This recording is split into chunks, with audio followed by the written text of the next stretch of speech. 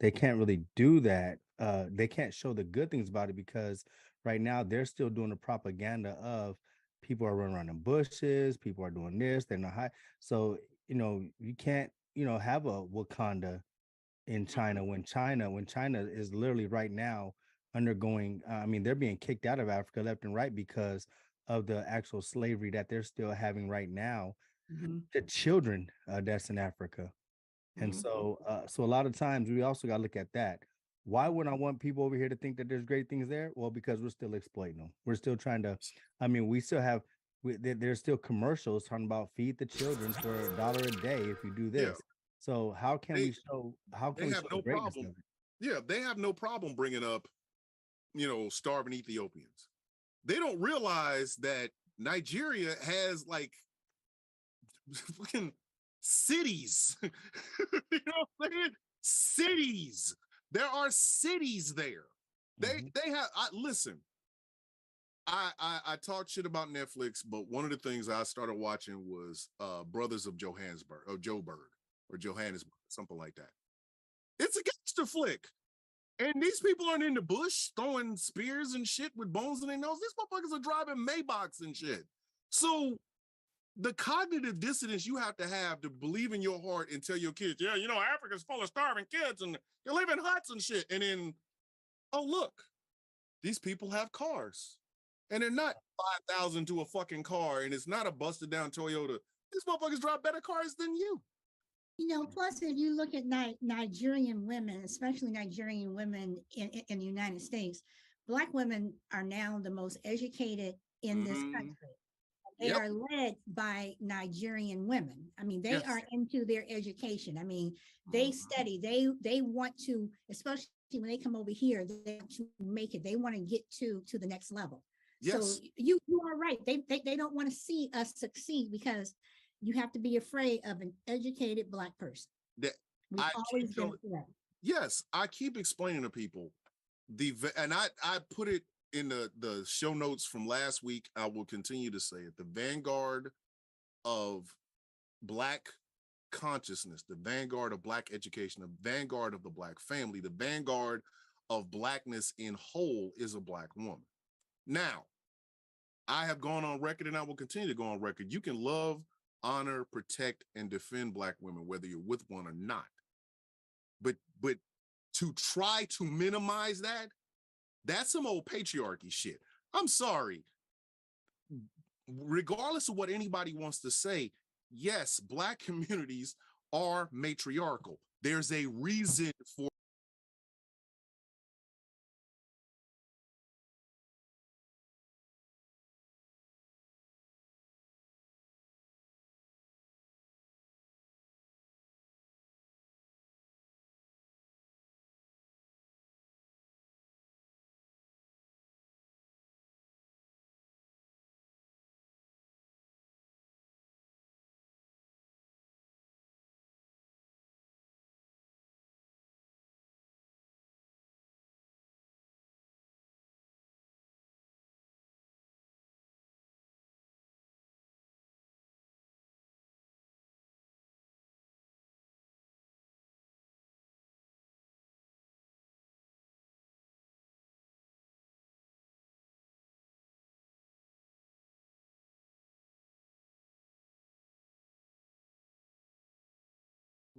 Black women raise our children, Black women give our children. My mother gave me the outline of who the person I am today.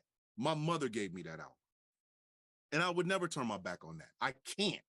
There's no way for me to, I could sit here and lie about it, but why? You know what I mean? So, of course, Black women are the most educated women. That's what they do.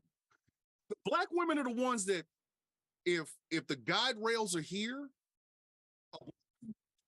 a Black woman will tell you, you're getting a little bit closer to that guide rail.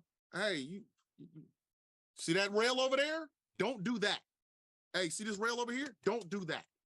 Now, the mistakes you make while walking or driving this path, they're completely wrong. But you cannot say that you did not have that knowledge in the first place because you had it. Every Black child has it. Now, You have, just like every other human being, you have good and you have bad. But you cannot erase anything. And when one of the things that bothers me so much about people that come over to this country is that erasure. You can hear a bunch of shit about black people, and then you meet one. Do we act like the motherfuckers you was talking about? Or do you search out the people who fit that narrative? Well, you know, African people have bones in their nose, and then you meet some sister from Durban, fucking doctor and shit.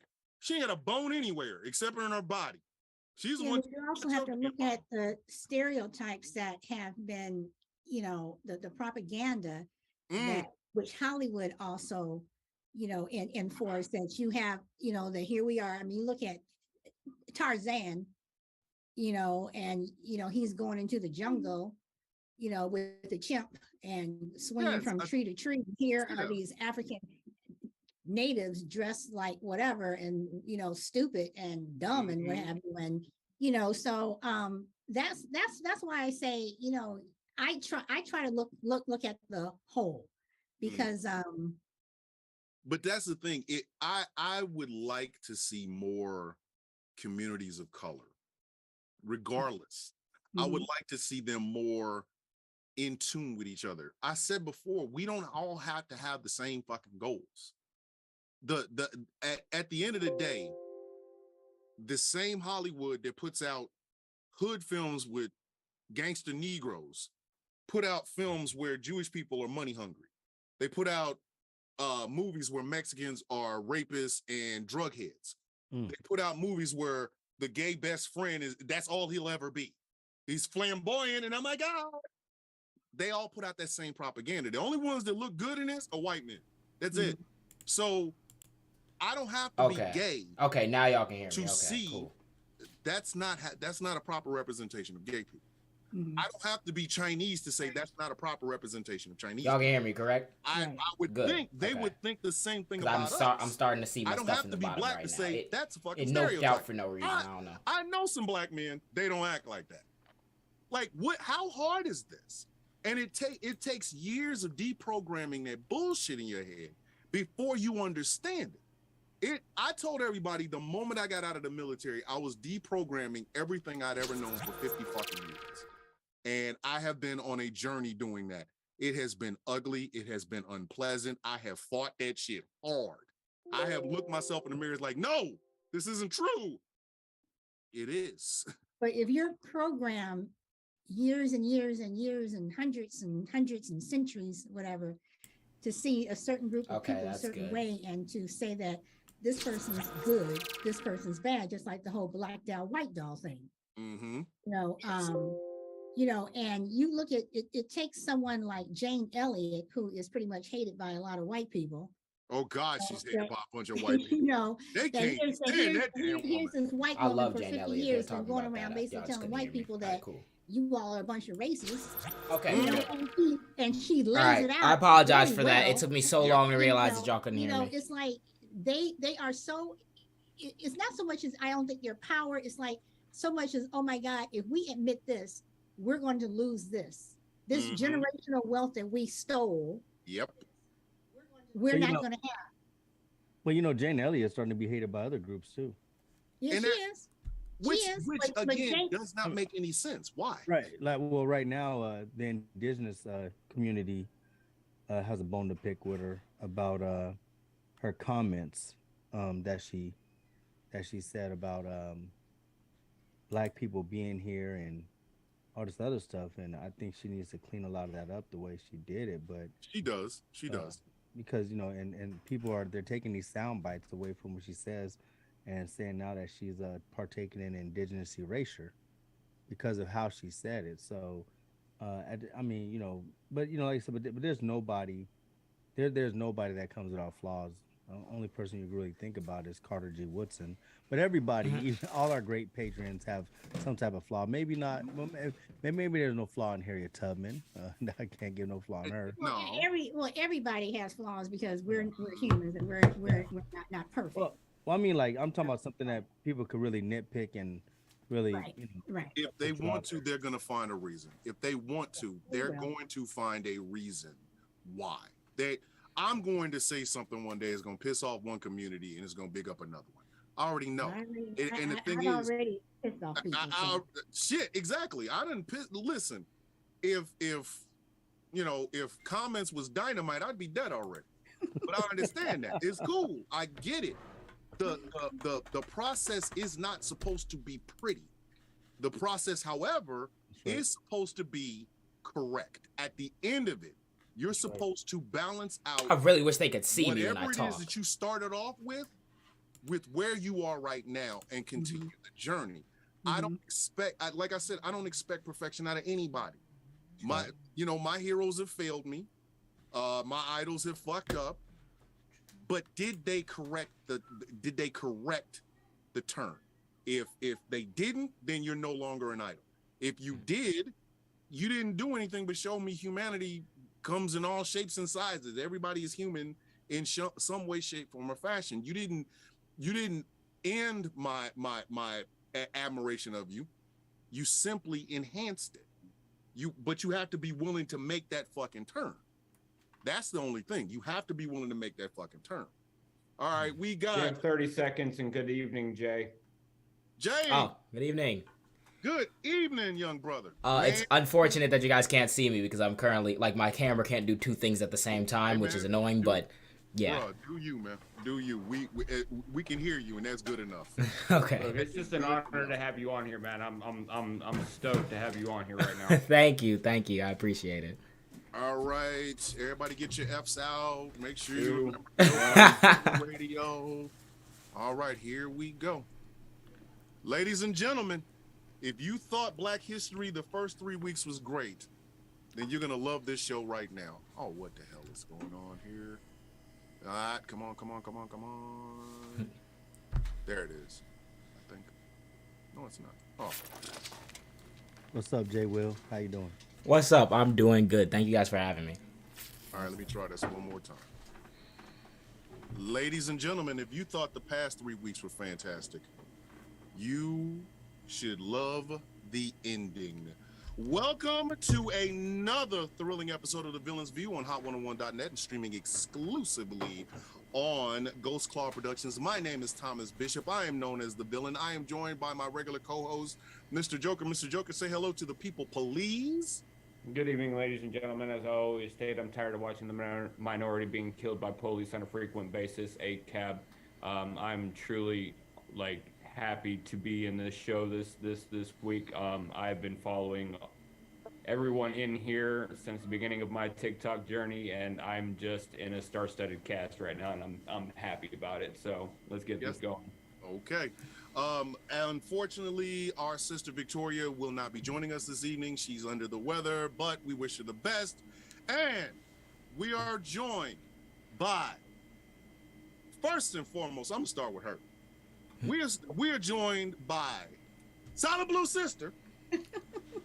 Y'all will remember kicked off this auspicious 4-show thing, and she should absolutely be here to see it go on its way. Solid Blue, say hello to the people, please. Hello, everyone. Hello, and thank you, Thomas, for having me back. Joker, thank you for having me. Hello to DA, and hello to J. William.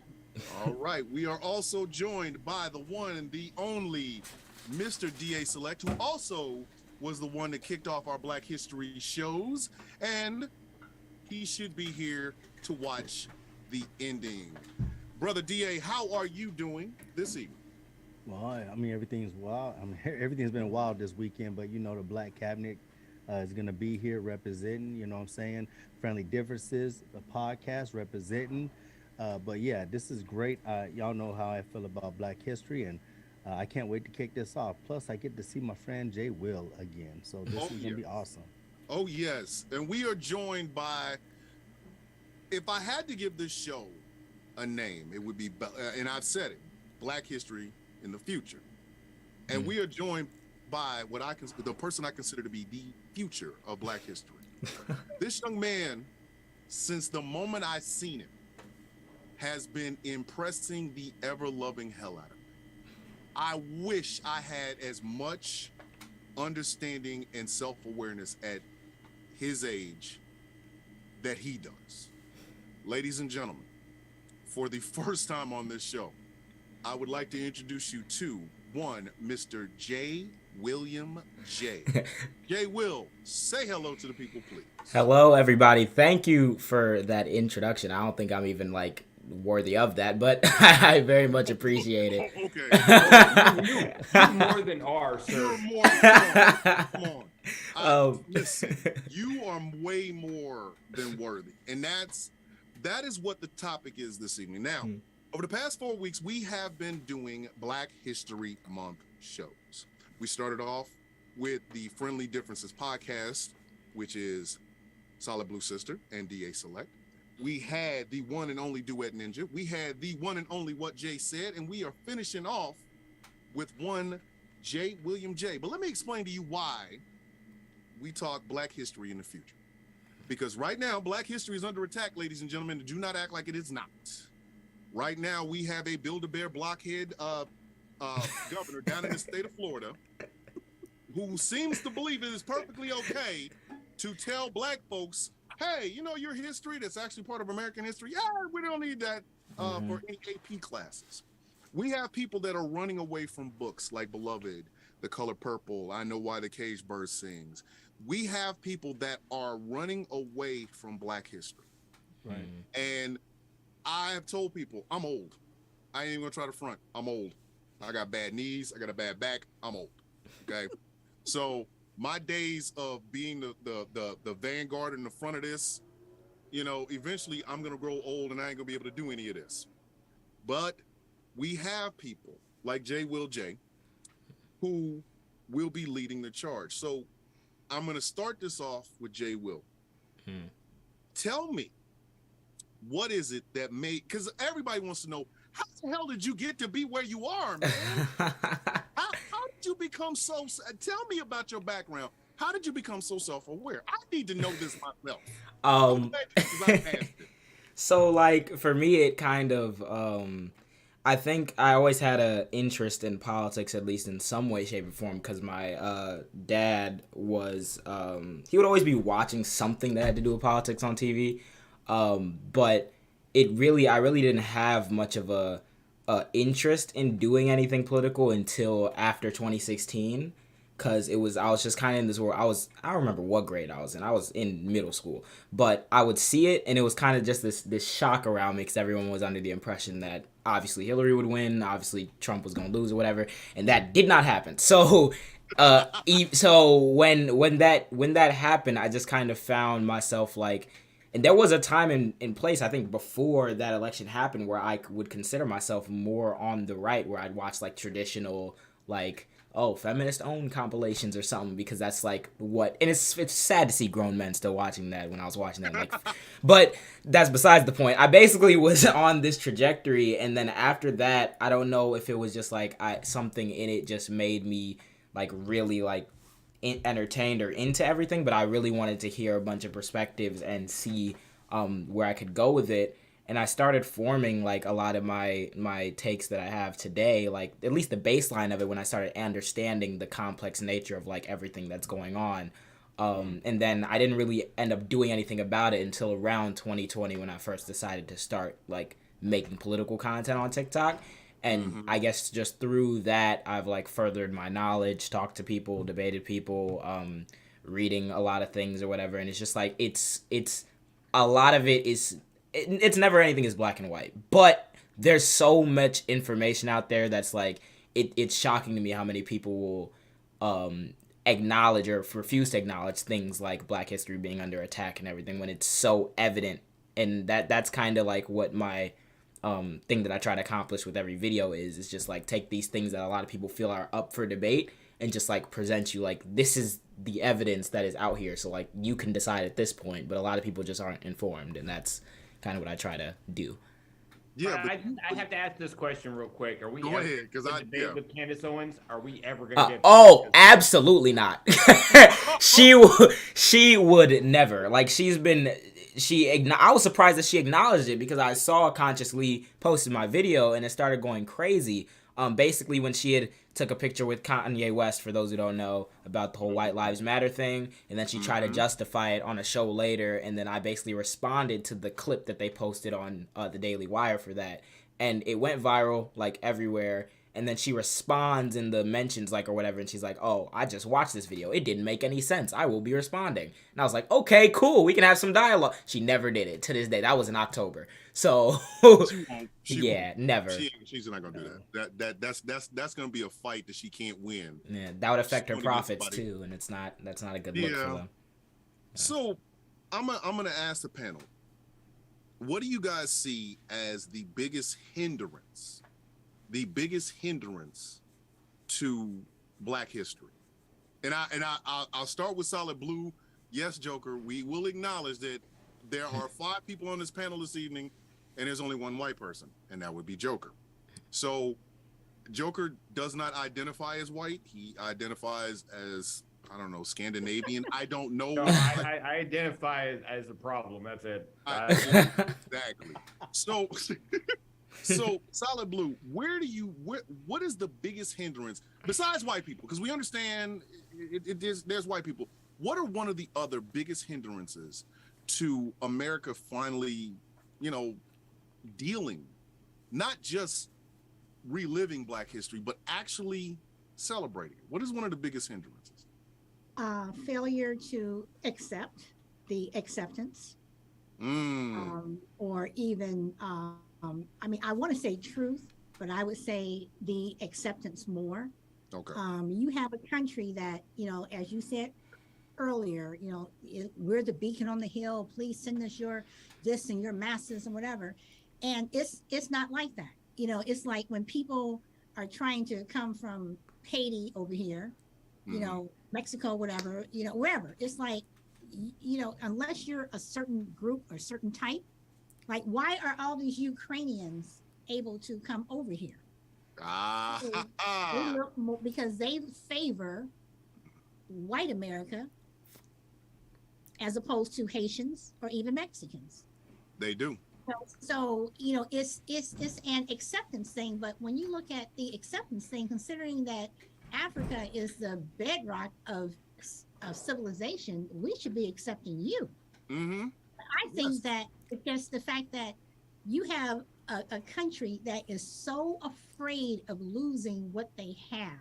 You're so afraid of losing that power that, we've talked about this before, that you have a whole group of people, mainly poor white people, who vote against their interests, who live in a state like Kentucky, where you can consistently vote in the same rich white man who's not doing anything for these poor white people.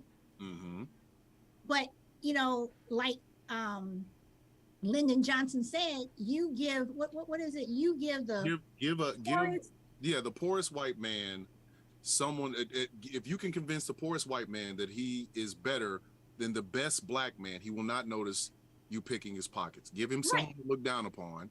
Right. He will empty his pockets for you. Right.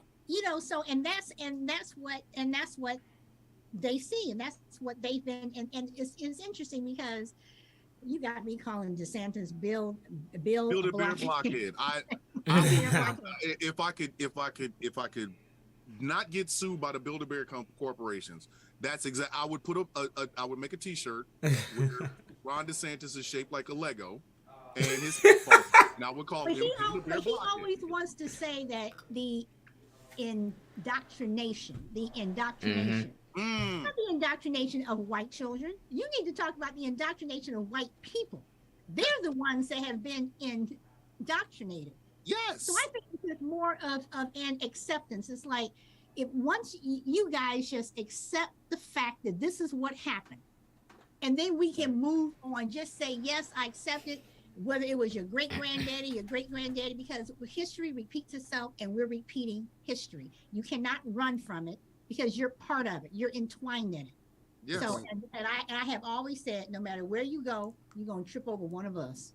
Yes. And that to me is the biggest problem, that word, indoctrination. There's this belief that every time we bring up something Black, that somehow we're indoctrinating someone. But we are talking about a country that has the best sloganeering in history. The only other people I can honestly say that had better sloganeering was the funny mustache guy. I'm serious. America will have you believe that the rest of the world is on fire, and the only place you can come is here because we got. But unfortunately, we are back at that time. To me, we are repeating World War II. We are back in Nazi Germany, and because we know how it started. It started with the banning of books and things like that, and then it escalated, and that's what I see is happening now. It's escalating, especially when you have Marjorie Taylor Greene who wants to separate the reds, blues, and DA. Same question. What to you is the biggest hindrance to America accepting and celebrating Black history? I will really try and make this quick. It's our disunity, I think, is our biggest hindrance. I think we are the only ones who can stop us from our history. We have to bring back the griots, the jollies, the domas. We can't give up. In the words of the great Lerone Bennett Jr., he says in The Challenge of Blackness, the chapter actually called Black History, Black Power, he says, people are always telling me that they are too busy making a future to bother with the past. But people who say this give up both the future and the past. In other words, there's a reciprocal relationship between the past and the future. The past is not something back there. It is happening right now. And so my thing is, if we fail to, we're the only ones that can stop us, plain and simple. Yeah. No one else can stop us but us.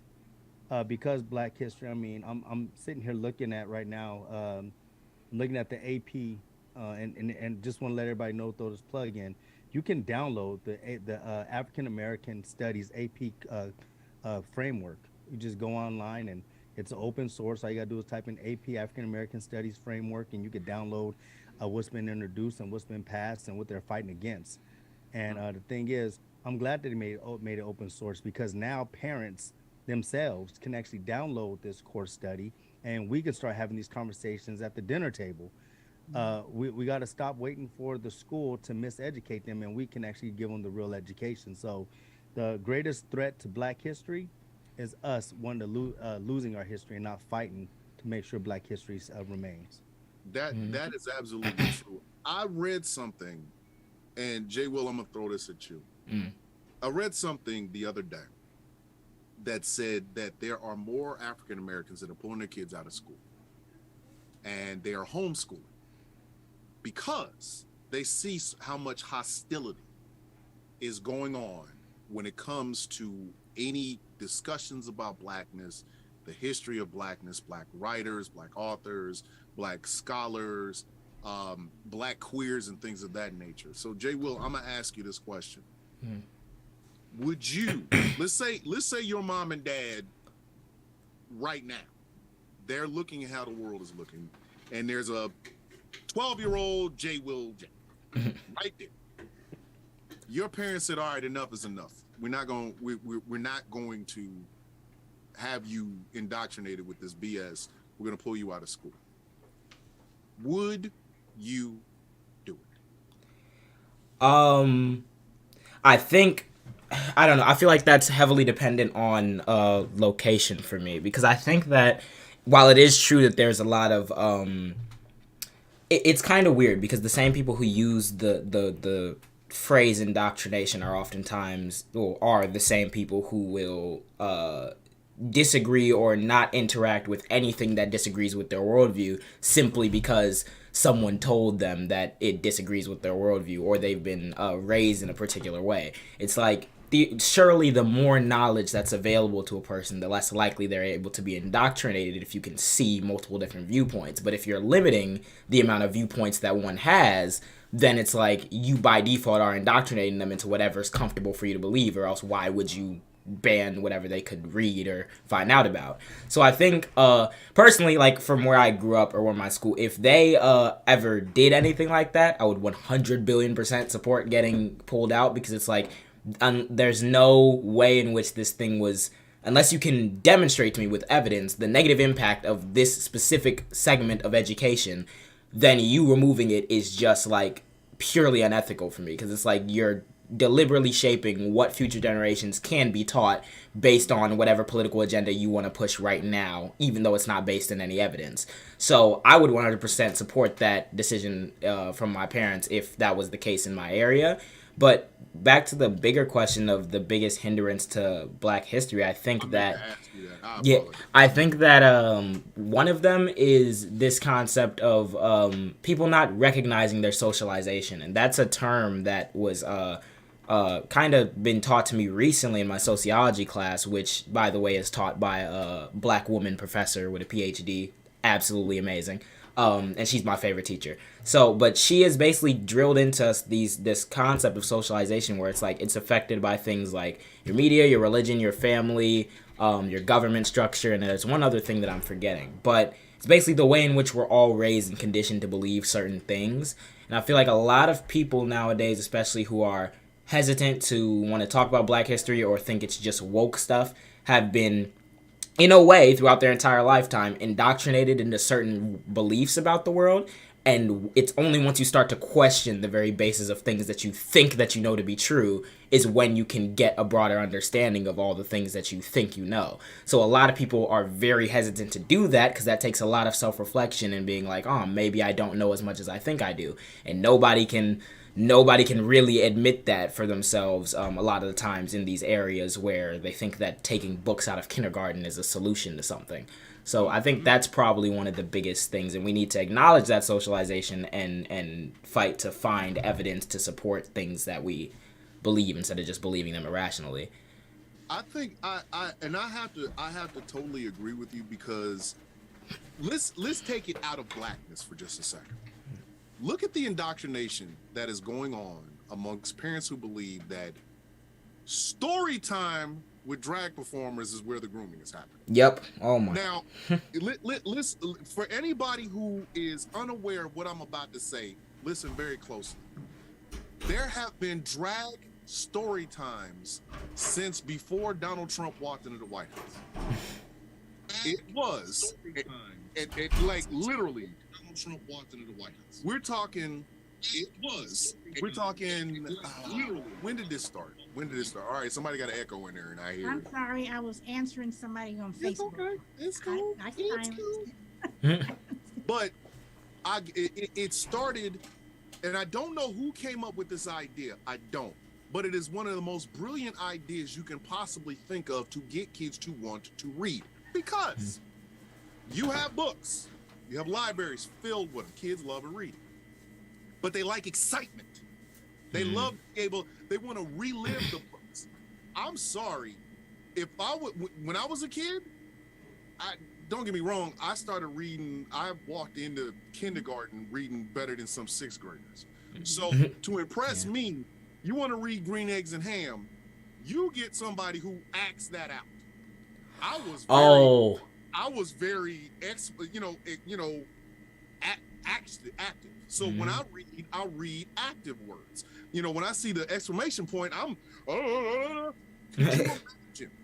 Well, Thomas, can I just interrupt for a moment? I have two questions for you. Okay, first of all, I think it's interesting that you say that more Black families are taking their kids out of school and they are homeschooling their kids. Now, homeschooling is not for everyone. I homeschooled my son 5th grade through 12th grade.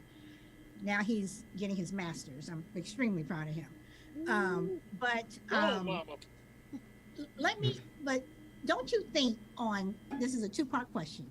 Okay. Don't you think that if more Black parents take their children out of school and they are teaching them on their own and they're teaching them the history of our people, it's going to backfire on the DeSantises across this country? And then the other question I have is, why do you think LeVar Burton's Reading Rainbow has been so popular, mainly with a lot of white people? Let me go ahead and answer. I'll answer the first part this way. Will it backfire on Ron DeSantis? Absolutely. It will. I think, and I'm going to go bigger than that. Ron DeSantis's whole active thing is going to outlive his 8 years in the governor's office, and I'm going to tell you why. We are already failing in math, in English, in reading. America, not black folks. This is America. We lag behind the rest of the industrialized world in so many different places. So Ron DeSantis' little Build-A-Bear blockhead experiment is going to come back and bite him, because all these white kids that you have done your damnedest to protect, when they get out into the rest of the world, they're gonna be dumber than they were in the first place. Now, with black parents pulling their kids out and homeschooling them, yes, they set us up for success. They do. There's the future of black history. If you really want to know the truth, they set us up for success. However, as a whole, and I'm not talking just black folks, I'm talking about as Americans as a whole, we will be educated, more educated. But that education is not going to translate to us. Put it this way, and I'd use an analogy. Barack Hussein Obama was the best black man for the time to be president of the United States. You know why? Because his education was beyond reproach. You know how Chris Rock said that a black man has to fly to get to something a white man can walk to?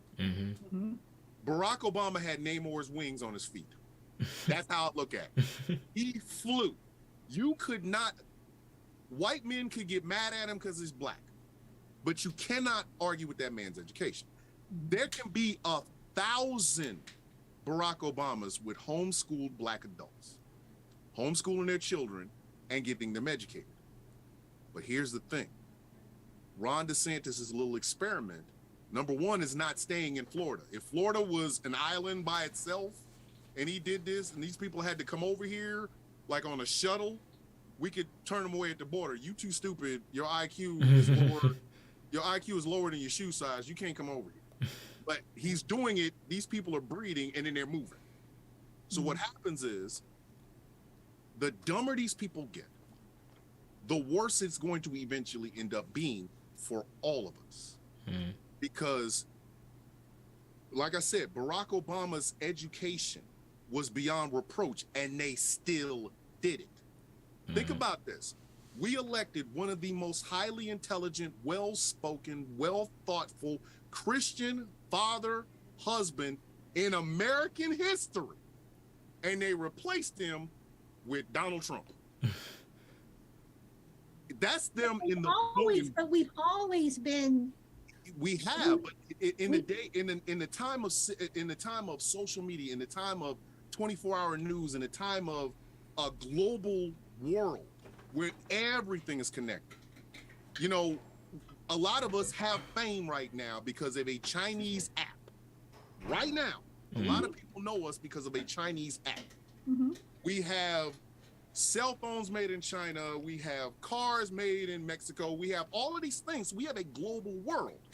We're already at the bottom, sitting as it is right now. I'm not saying that black folks won't hold up their end of the bargain, which is what we always do. It's that it's becoming more intrinsic. It's entrenched amongst those who do not like us in the first place. But that's who is going to backfire against. It's going to backfire against the Chinese and the Russians and all these other people who do not like us. You're going to continue to do this. And, you know, if black people right now just stop going to Asian stores to buy whatever, a lot of the Chinese economy would collapse. And they've already said that they foresee the Chinese economy collapsing. I mean, that it's going to collapse within 10 years. They're going to be back where they were in 1985. Yeah. And I believe that. Yes, America will always remain the number one superpower. I've seen because of us. And that, I'm sorry, I know there's a whole lot of people around the world is going to be really mad at me saying that. I'm sorry. But you don't have what America has, and that's us.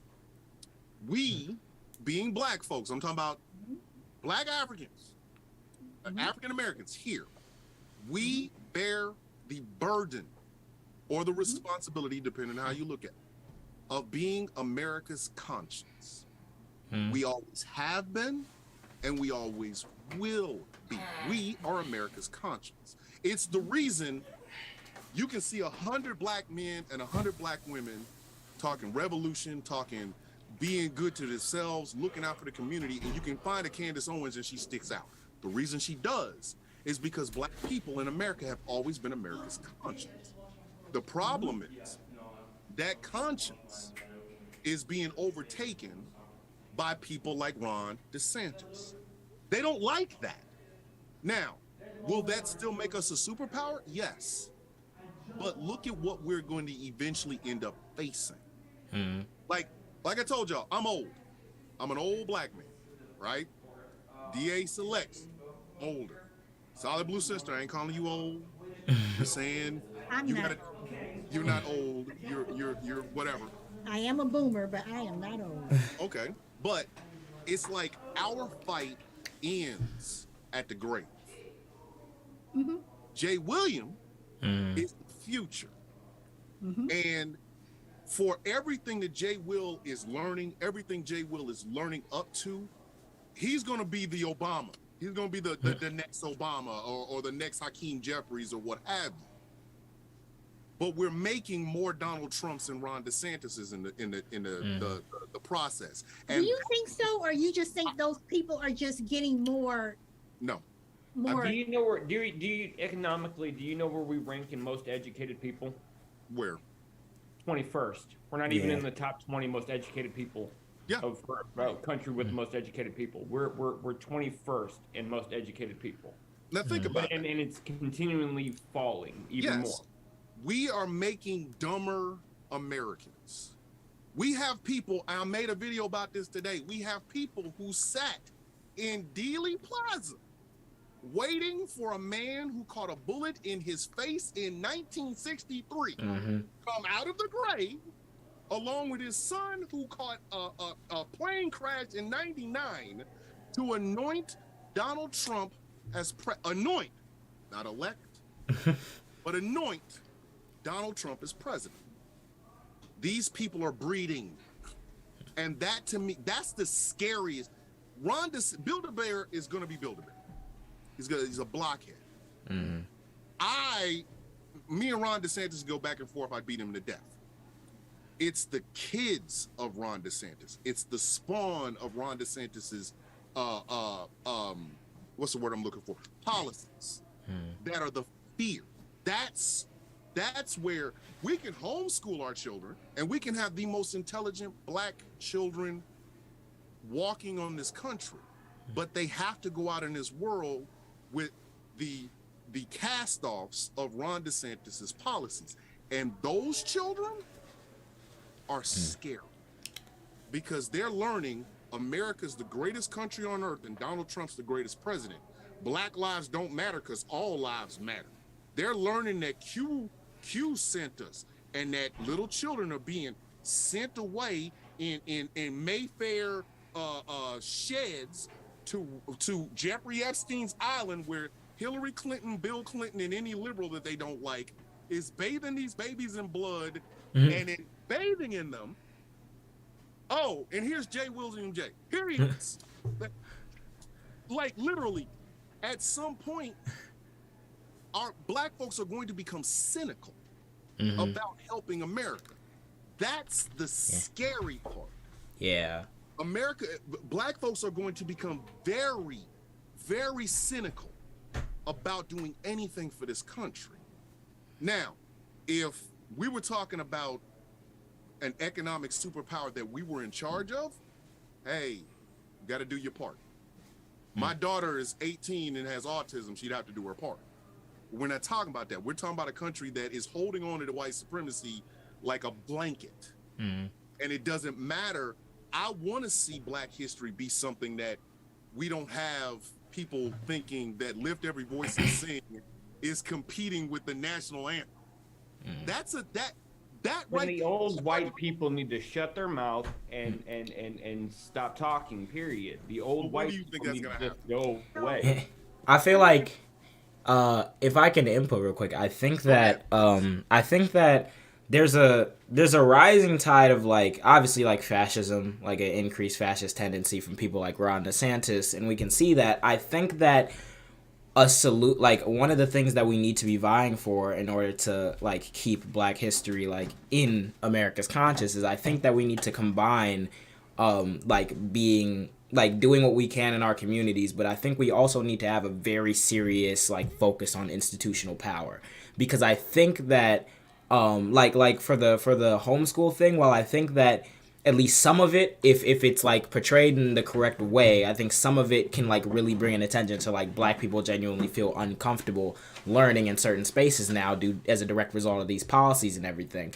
But I don't think that that necessarily stops the policies from happening, nor do I think that that would be effective in the broader effect that it has, because when you look at the public school system, by default the majority of people will be in the public school system. So if Black people just kind of take their ball and go home, we kind of inadvertently create a culture where more and more white people grow up not having interacted with a Black student, not having, and then they form their own conceptions of Black people through their echo chambers, and they come out with the same dumb worldviews like Ron DeSantis does.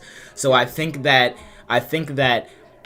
putting forward a lot of our a lot of this knowledge and stuff that we have about the history, and getting more and more people to listen to it and have it, I think kind of like using the system to bankroll the people who want us out the system is like a very good way in which we can further messages that we need to get across, because we're going to have to be like allying with other people in order to get policies or structural change or whatever that can, and that's really going to be the only thing that's going to combat the uprising fascism that's coming in states like Florida. Because whether or not we like it, they'll demonize anything that they see as problematic as just wokeness, and the people who don't understand what wokeness is or is not will roll over and be like, okay. But there needs to be another side there that's like, okay, cool, you can make all your drones and stuff in Florida, but on a national stage, let's focus on getting these policies passed, and let's make it so that it's very hard for people like you to actually do anything to uproot the various communities that need the support of things like of powerful institutions or whatever in order to have a place in American society.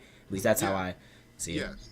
Now, I will tell you this much. One of the things that I admire so much about Black youth in 2023 is their take no prisoners attitude. They listen. Back during the civil rights movement, you could pour a milkshake over a white guy and a Black guy's head because they wanted to integrate lunch counter, and you was gonna get "we shall not be moved." And that's cool. Nowadays, if you think about pouring a milkshake over the head of a young Black person, especially a young Black activist, you're gonna get 2 milkshakes and a fist in your face. Me personally, if I had to say there's one thing about I'll use the Black Lives Matter movement as an example, is their steadfast we ain't moving. This is what we want. Now, I am in no way, shape, form, or fashion saying that the civil rights movement was wrong. I'm not. If it wasn't for the civil rights movement, I wouldn't even be sitting here right now. I will say this much.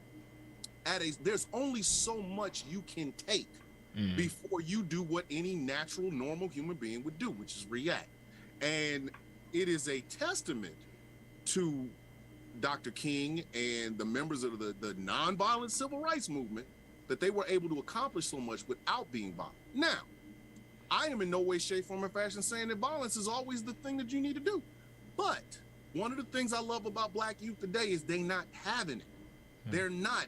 When Black youth protest today, I'm getting in the cop face. I'm getting in the now. Kylie Jenner tried to take that and sell Pepsi, whatever. But Black youth are not playing this. They're not playing this game. They're not looking at incremental changes. If you can wholeheartedly endorse something, you can wholeheartedly get out of it. That's how the black activists today are acting. They're not taking, okay, if you want to sit down and compromise, this is where we start off. If we say all cops are bastards, we mean every damn cop, every single one. We mean all of them.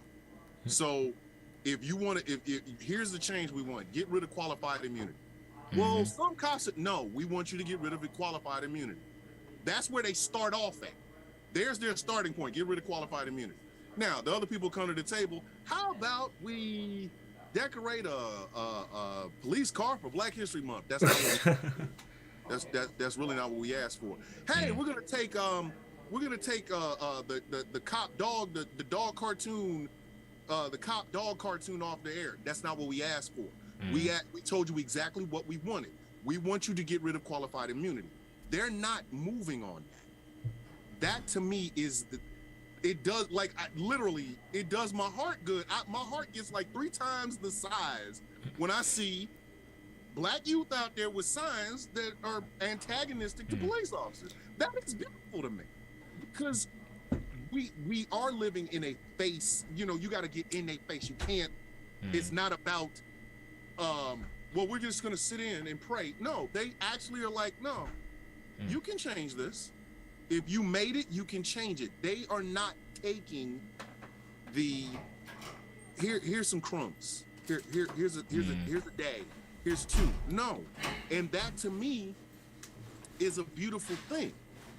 It shows me that the Black activists that we have today, they're not about incremental anymore, especially when you consider the fact that nothing was changed in those increments. You know what I mean? Like, DA, help me out.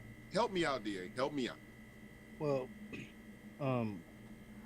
coming off of what you just said, I think that we sat at the brook and we caught little fish with fish hooks, but it's time for us to get a harpoon and get a whale. True, very true. Just recapping some things that was spoken about, why we're a superpower, and trust me, I do understand, because we have us. I understand who we are, but we are the capital in capitalism. That's a big thing you must understand. We are the labor union that's exploited. We are the people who, you know, if you look at it, you know, we only own 2% of the nation's wealth. That's not good. And we're 13%. We should have at least 13% of the wealth, but we only got 2%. But the reason why America is a superpower is because they have guns. That's it. All right. Guns and I've said guns and nukes. Right. Yeah. Guns and nukes. Right. But because, like I said, we're not leading in anything else but that. I will say, you said earlier that and this is why we really have to crush this thing that Thomas Civilian. I don't think you end at the grave. I think you become. I ended the grave. I don't think you end at the grave. I think you become more powerful as an ancestor. Maybe, and I give you that. Well, hear what I'm saying. Hear what I'm saying. Okay. It's you know, and that's what we need to work towards. You know, if we work towards ancestorhood and understanding, you know, that means to become an ancestor. That means you got to do something. If we just move around this earth not doing anything, you're not going to be an ancestor. Everyone thinks just because you die, you become an ancestor. An ancestor is someone that we reach back and that we pull power from, such as Malcolm X, such as Martin Luther King Jr. Yeah, they might have died in the grave, but their ideologies are still living today. And that's why I say, you know, we don't end at the grave, and we are the future, because those future generations should be pulling back some tape from Thomas Civilian and living through that. That's what I mean by that. I would be honored if they did. Well, you know. And the last thing I wanted to say is, if history is important to our oppressor, then there's life or death to the oppressed. Woo, ladies and gentlemen, y'all are you heard that, man. You heard that, man. It's true though. My thing is always going to be, and this is something I've also been talking about. We have the Diaspora Wars, which is basically Black folks from outside of the U.S. Who have such a negative feeling about Black folks that are in the U.S. I think that's a stereotype. I think that's an assumption. You do? I think that's an assumption. Okay. Please explain. Please explain. I mean, I think that you're talking about like Africans and what have you who look down Africans, on.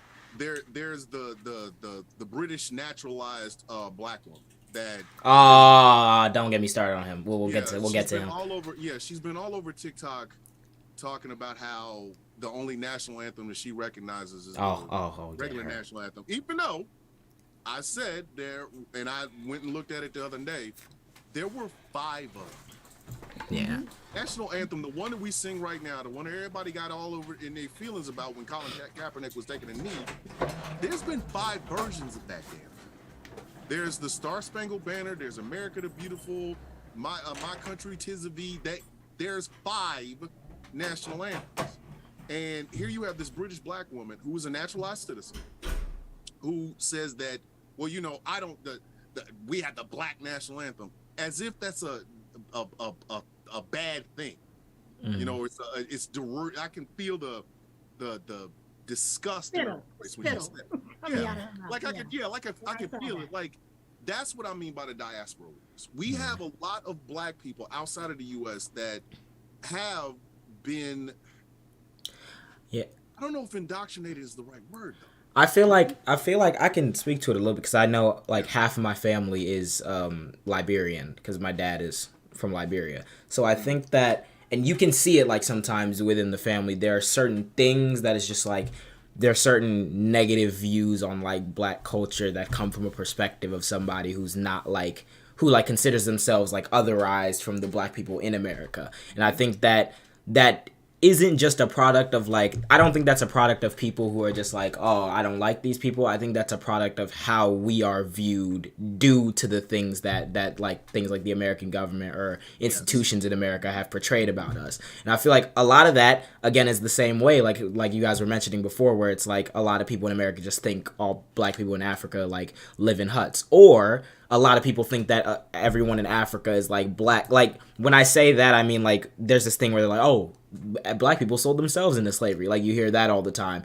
where it's like there are so many different categories of racial groups in Africa that aren't matched with the perception of like how we perceive race in America. So it's like that, those differences, it's like that can lend a lot of people times when they come from over there being like, oh, I'm not one of you, I'm like different or whatever. But then you also have the inherent kind of like putting people down that comes with, because if you're like saying, oh, I'm just not one of you, and then you go and you get socialized by this media that's like black people do this, black people are poor, black people are what, then it's like you kind of get this holier than thou thing where you're like, I obviously can't be compared to one of you, even though in the eyes of America and how Americans perceive race, we are the same. So it's like, and then you don't even get started on talking about the actual instances and like the systems that led black people in America to where it is today, because a lot of times people who come over just don't want to acknowledge any of that, and they're just like, well, I made it, so therefore you can too. But it's like you kind of already inherently start with more of an advantage if you immigrate like from somewhere like Africa, because a lot of times they start off with a better wealth base, or else they couldn't move across the dang world. So it's like there is like a element of that, and then you get into the whole black conservatism thing, and it's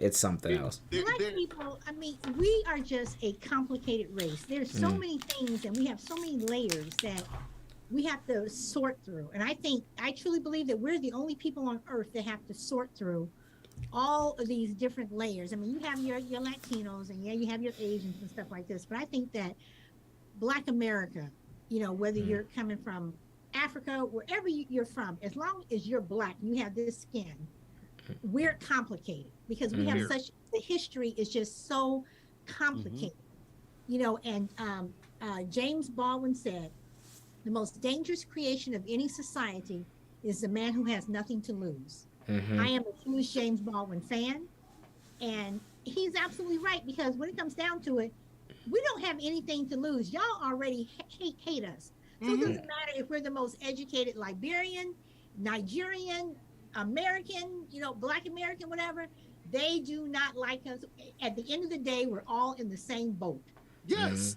And we're all in the same boat. So, you know, whether you're light skinned, dark skinned, whatever, rich, poor, whatever, you know, like, we're not liked. We are not liked. They called Oprah the N-word. They called Michael Jackson the N-word. No matter how much money, how much talent you have, they do not like us. And I think I Yeah. think with that being said, I think sometimes the black folks forget we're human. Yes. Oh my I goodness. really honestly, I think sometimes black people forget we're human. Can I Go ahead, go say right something? ahead. Because I'm actually like in the process. I was filming a video, right? And basically I remember when all the Kanye things were happening, and he was, and a lot of people who were kind of like sympathetic to him were saying like, oh, look how a lot of Americans got angry about when he said something about Jewish people, but they didn't get angry when people are being anti-black or whatever.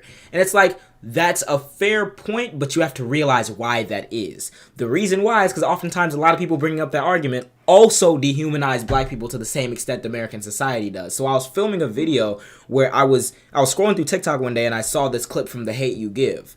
And Good movie. yes, love that movie. I've seen it like 2 or 3 times and I'm watching it, and it's the moment where Khalil gets shot and they're in the car after the police stop and everything. And I see the thing play out, and I go to the comments section because something told me just to go to the comments, and I see, oh, it was honestly Khalil's fault, to be honest. He was doing too much, da da da. And I'm like, are you for real? This is why we have issues where someone can say something against the black community and it won't get as much viewing or as much care as like any other community, because the way in which we view, even a lot of black people were in the comments saying that. It's like, so we're not going to talk about the blatant like legal violations that the cop did. We're not going to talk about the fact that he like severely overstepped his boundaries. We're not going to talk about the fact that he told Star to drop the phone, which is illegal because you can record the police. And we're not going to talk about the fact that he was making sly racist comments toward Khalil before he shot him. We're just going to say, oh, Khalil was talking too much, and that directly resulted in him dying. Like, I feel like people get in this mindset where it's like, you don't even realize how like anti-black you're kind of conditioned to be, because you see things like a kid who's a teenager who thinks he did nothing wrong mouths off to a cop for a second, and now it's all of a sudden justified that he was murdered. Like, that's not a position that you'd hold for any other person in that situation. No. But because of the negative stereotypes that we have associated with black people from the day we're born, it's like, oh, well, he must have done something. It must have been his fault that he died. It's so crazy, and that happens in the black community too, which is why a lot of people don't see that, and which is why I feel like a lot of people jumped on the Kanye West bandwagon, because like, you don't even realize how anti-black you are as a black person. Well, Exactly. Jay, well, might I just put this in there, but also, it's because, okay, so white history commands attention. What do I mean by that? Is because white history is on our buildings, it's on our street corners, the holidays we celebrate, the institutions that we go to. And if black history was to become part of that or meaningful, then we need to create those same things to make sure it's alive. And So, I mean, we so, can. but what I mean by that is, I know we're going to renaming a lot of different things, in the name of black people. But the thing is, it's like, if you look at the HBCUs, Morris Brown, what else? Bethune-Cookman, and maybe Tuskegee, or I don't even know if Tuskegee is, but I know Morris Brown and Bethune-Cookman. When you look at HBCUs, those are two of the only HBCUs that hold a black person's name. Yes. I'm just saying, when you look at it, so we have got to really start. I think if black history is going to be important to us, then we need to see black history everywhere we go. And that's what we need to do. And that's precisely why I despise people like Ron DeSantis, because it's like, you're not going to just tell me that that apparently an entire segment of American history is suddenly unimportant just because you feel like it, and then masquerade it as wokeness, and then tell me that apparently this is just the way it is now. Unless you can point to me exactly how this segment of history is apparently dangerous to you, you are just being fascistic. And I will call you that, and we will bring that to your face, because it's like, you're essentially just categorizing an entire history of a group of people and saying that it's insignificant. But then if anyone were to call you anti-black, we clutch our pearls and we go like, and I feel like that also stems from uncomfortability in having that conversation that's kind of inherent to the society in which we live, because everybody gets terrified once an educated black person starts speaking. So it's like, I don't see it as just another policy issue. I think that's like an existential problem that that happens oftentimes in the black community. It's a lot more brazen with him. Like, that's another thing that's changing. It's a lot more brazen where it's like, yeah, it's a black history course, we're getting rid of it. Like, that's crazy to me. And I think in a lot of ways, he really is the corn pone Mussolini. Yeah. He is. Ron DeSantis will only go as far as the citizens of Florida will allow it, because if the polls are to be true, Ron DeSantis will eventually try to run for president.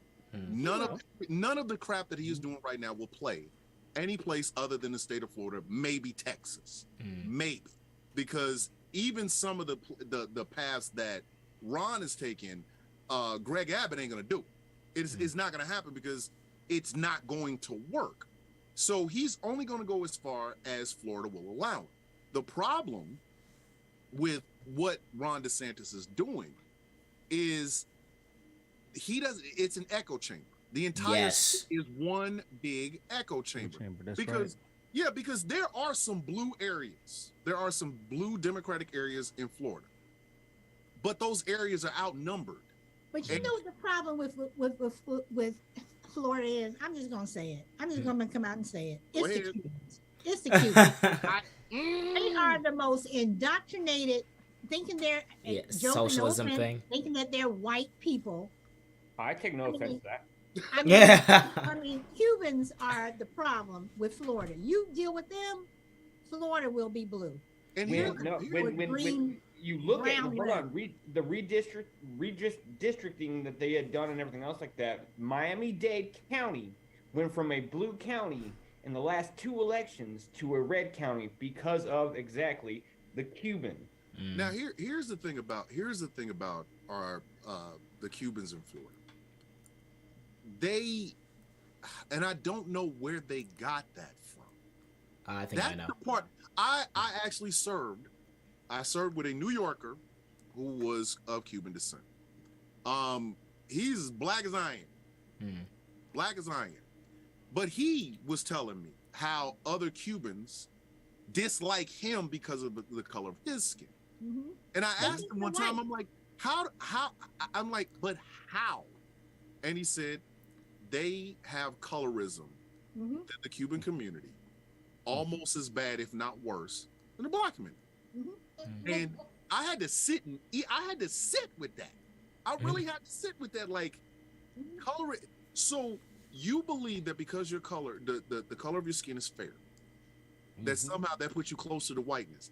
And by you thinking you're closer to whiteness, you're going to vote with a man who, if you were not Cuban and you spoke Spanish, you'd be on a boat. You'd be on a bus to Martha's Vineyard. What are you doing? What exactly are you doing? And I think that again, that comes from a lot of like social, because I remember we were talking earlier about how like America's messaging, right? And I feel like a lot of times, especially people who like afford to come to America like legally in searches of like either education or something like that, they have these perceptions of America where it's like the American dream, anything's possible, because that's what they tell everybody before they come in. So it's like a lot of people who aren't burdened as much by the societal view of like darker skin come in and they find things just a little bit easier for themselves. Then all of a sudden it's like, oh, I did it, why can't you do it? And you're complaining and everything. And I feel like that's a big mentality for like people in that community. And then when it comes to like the national political thing, a lot of them have also bought into the American narrative that anything that isn't pure capitalism is evil. And anybody who might be a Democrat, well, they're immediately socialist. And that comes to like a messaging thing that Ron DeSantis is capitalizing on, where you shut down all discussion when you call anything woke, in the same way that you shut down all discussion when you call anything socialist. So it's like, oh, you come from a country where there was a socialist and he did some bad things. Therefore, a Democrat said black people should have rights. He's a socialist. Don't listen to him. And then it's like you capitalize already on this idea where it's like, I'm in America, land of the free. I got here by myself. So why do I care about black people having rights or whatever? I'm going to just vote. But it's like, you don't understand that a lot of these people who you're voting alongside, it doesn't matter how you vote. They still view you as an immigrant. They still view you as an outsider. They still want you to speak American. So it's like there is no winning there, but it doesn't matter when you shut down all conversation by labeling something a thing and then capitalizing off of what people's like preconceived notions are, and then you get them to vote against their own interests. It's a crazy thing that happens all the time.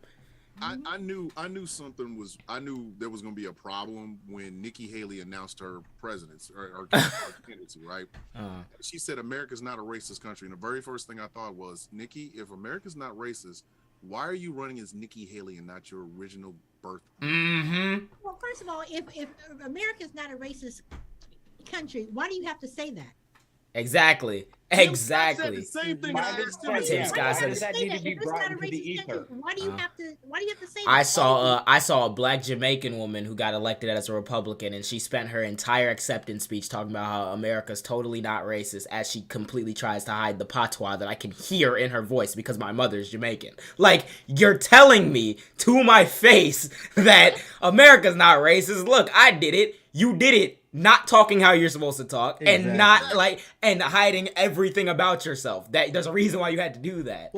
Well, you know, people are gonna watch this, and I do want people to understand. You know, some people say, "Well, what do you mean colors in the Latino community?" Hey, Tanya Hernandez has an amazing book, and Tanya Hernandez is an Afro-Latino woman, and it's called Racial Innocence: Unmasking Latino Anti-Blackness Bias and the Struggle for Equality.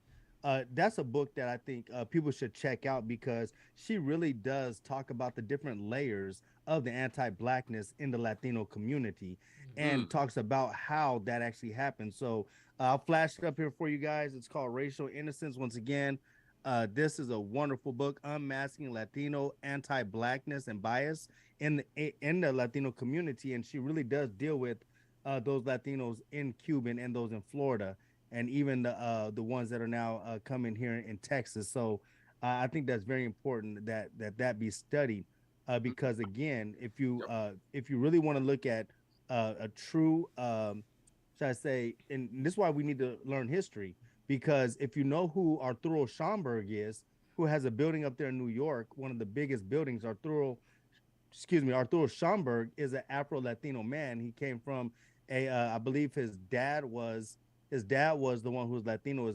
His mom was a black woman, but he actually was one of the forerunners of Black history. Who went and he wrote the book that got done, or the essay that got John Henry Clark very interested in. It's called "The Negro Digs Up His Past." And if you don't understand it, this was a Afro Latino who right now has a building called the Schomburg in New York that is erected, one of the biggest libraries for Black history and education. So that's where we have to go to that too, is just remembering of those people. So all right, let me go ahead and reset the show. This is The Villain's View on Hot101.net and streaming exclusively on Ghost Call Productions. My name is Thomas Bishop. I am known as The Villain. I am joined by my regular co-host Joker and our three very special guests, Solid Blue Sister, the one and only DA Select, and Mr. jwilliamj. Ladies and gentlemen, I'm going to bring an A word into this. Tell me, how do you feel about this word? The word is assimilation. A lot of people that come to America, the white society expects them to assimilate to Americanism. They dislike those who will not assimilate to said Americanism. So, one of the problems, and I think I'm not going to talk for every white person because I don't know them, but I do know this. One of the things that the larger white patriarchy, the larger white society love is when Black folks assimilate. Candace Owens would be considered assimilated. Herschel Walker, werewolves kill vampires. Herschel Walker, I don't know if he can assimilate because he's taking too many hits to the head. But they love the Tim Scotts. They love the Candace Owenses. They love Kanye before he decided, I'm going to be anti-Semitic and Black, anti-Black. They love when we assimilate. We take off our hood gear, like they like to say, take off that hippity hop gear, and we put on a nice suit. And we try to, we don't use slang, as they like to say. We like to use proper English here, So do you see America changing that mentality? Because that right there is probably the very first thing that has to go if America is going to ever reconcile with its past, this idea that everybody has to assimilate.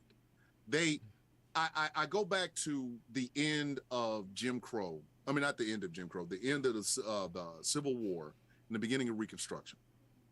And the people who were against it, one of the things they thought was, we've been working for free for 300 years. Oh no, they're free. Now they're gonna start robbing and killing us. Because we did not act the way they thought we should act. In other words, these former slaves did not assimilate. Do you think that, first I'm gonna ask everybody on the panel, start with Solid Blue Sister because she's a sister. How do you feel about assimilating in America? How do you feel about it? That word assimilation is basically you act the way we want you to act, which is yes sir, no sir, keep your head down. Yes, boss, no boss. Yes, the boss, no, the boss. And it's unfortunate because you have people in 2023, when they go to work, they are saying to their bosses, yes, the boss, no, the boss. Mm-hmm. And I think that that's sad. I do believe that as Black people, I know I'm going to get flack from other Black people. That we and DA and I were talking about this on our show earlier, that we were talking about navigating the white world. Mm-hmm. And assimilation to me is a navigation that Black people have always had to do. Yes. I mean, I do it constantly. I mean, I just landed a major contract for my business, and it's like I'm navigating the white world, doing this, doing that, whatever. But assimilation, why do we have to assimilate? Because what assimilation to white people to me is, you want us basically to, like I said, yes, the boss, no, the boss. You want us back in the cotton fields. Mm-hmm. They want to feel comfortable. That's, right. And it is a comfort thing, but I'm not here to make you comfortable. I should not have to teach you. I should not have to make you feel comfortable. I should not have to make your children feel like your child is not threatened by my child. And, having said that, I just want to say that there is a particular parent that my son has known up until I started homeschooling my child in 5th grade. And when we saw this parent again, she kind of was like, oh my God, she was holding her daughter a little close, whatever. And she, and I said, what's wrong? She goes, well, we have to be careful. It was my son. And when she realized who it was, she was like, oh, so-and-so. And she says, I didn't know it was you. And I looked at her, I said, seriously? I said, so now he's okay because he's my son. But your little white child, you were in fear for her life because now that he belongs to me, that he's this kid that you grew up with, that your daughter played with when they were going to school together, that he was fine. And now he's taller, but now he's taller than me and whatever. And now, it's like, seriously? So assimilation, I'm sorry, Thomas, but it's a bunch of BS. Of course it is. I agree with you. I do. But I don't know if anybody ever watched Undercover Brother. It happens to be one of my favorite films. I love the film, even though it is just completely campy, right? But there's a scene where Dave Chappelle and this white guy are dancing, right? And the white guy says, I love Black people. And Dave Chappelle punches him in the face. Now, to me, it's the comfort of white people is when you finally assimilate. When they feel like I can say whatever offensive joke, I can talk about whatever offensive thing, when you have that one white friend that goes, "Hey, can I say the N-word?" And you go, "Yeah, it's just a word." And you find yourself making the arguments in your head amongst your black family friends. Well, you know, if rappers shouldn't say it. If rappers can say it, how come my white friend over here can't say it? That's when the assimilation is completely taking place. And that's when a lot of white people become very comfortable with black folks because we have assimilated. The reason I bring it up is because it is one of the things that when you come from outside of America to America, they always tell you, you know, that you had that white woman that was in the Mexican restaurant in the video. We speak English here, you know, or you have white people that come down to black neighborhoods for soul food, right? And if you're not inviting and come on in, Ken and Karen, sit down with your dockers, sit down, have a seat, enjoy some hog maws or traditional white food or whatever, or black food or whatever. If you show any hostility, well, you're not assimilated. You're one. It's almost like that badge that a lot of people, a lot of black folks look for. We're one of the good ones. That is the assimilating part. When they feel like you're one of the bad ones, well, you're the problem. You hate this person, you hate that person. The reason I bring the A word up is because that to me seems like the ultimate goal of somebody like Build-A-Bear Blockhead or Donald Trump. It's not that they don't want to learn. What they want is for us to look at our past, look at the ancestors, look at the people who came before us and say, well, I'm American now. I'm American now. Like, and it's funny because white folks don't have to assimilate to us. That's the part that bothers me. White people don't have to assimilate to us. They don't.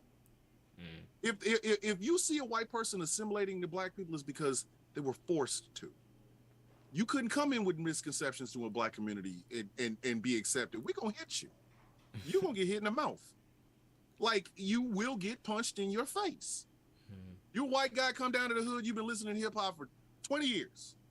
You went from Run DMC to NWA to De La Soul or whatever. You come down to the black neighborhood and the N-word flies out your mouth. You're gonna get hit. You're gonna get punched in your face. You're gonna remember, I don't care how many times Ice Cube has said the word. You're not going to say it. You're gonna get hit in your mouth. We go uptown, we have to assimilate. I can't go in with this. I can't go in with that. I can't say this. I can't go there. We have to assimilate. So, J. Will, how do you feel about the assimilation game that a lot of black folks have to play? I think that it's a direct result of, well, it's funny because a lot of people don't like hearing that, but I think it's a direct result of, again, systemic racism. There is no argument for the non-existence of things like systemic racism when people have to literally change their dialect in order to be viewed as more serious. When you have data that comes out that's like black people are less likely to get a call back if your name sounds a particular way, or they're more likely to be like in violation of like a dress code at school because their hair is a particular way, or something like at my high school, my old high school in particular, is like it was against the dress code to wear a do-rag. I don't know what type of gun you're gonna hide under a do-rag, but like there is no I'm like there are things where it's just like, in order to be viewed as serious, as respectable, as a non-violent member of society, you have to assimilate to this image of this like white hegemony, like this is what we've decided is serious. And that stems, especially in the black community, from like they've been doing that since forever, even back like in slavery times or like during Reconstruction. I was watching a very interesting video about this. It was like, if you ask the majority of Americans at the time, like, how would you describe a black person, whatever, like, there would be very servile, like, adjectives, like, very, like, backhanded adjectives, but they would be, like, respectful, like dutiful, hardworking and stuff. And while they are generally positive, obviously the context of it was negative at the time. But after things like black codes and like criminalizing things like leaving your job if you were a black person and you didn't have proof that a white person allowed you to leave your job, like things like that, and then you arrested all of them in this like, whoa, we freed the slaves, now all the crime numbers are going up because of crimes that you specifically targeted towards black people. Then it changed the nation's perception to they're violent, they're thugs, they're criminals and everything. And that's just a direct result of you grow people up in this age where you do things that directly target black people, and then you look at them like alien or like thugs because they were targeted. And it's just like that just kept repeating itself in multiple ways throughout the year. So it's like you look at black people today, and it's like anything that may have happened in your communities, despite the fact that we literally put you there through our own actions, anything that might happen, it's just because black people are dangerous or black people are criminals or whatever. And it's like, in order for us to take you seriously, you need to come be more like us. And I think that there's a usefulness in assimilation if it's like you're in a specific setting, or if it's interpersonal, like you don't want to be like, in order to make conversation or communication easier, you probably don't want to like be screaming at somebody while they're trying to talk in a low voice to you. Like in that way, that can be useful. But when you're talking about like, you're generalizing demographics and you're saying we will not take you seriously in this society unless you act this particular way, it's just, I don't think that it's in I don't want to say a natural thing, but I think that that's just, you're just trying to deny people their humanity again. And it very much like serves people to deny their humanity if you're running a power structure that is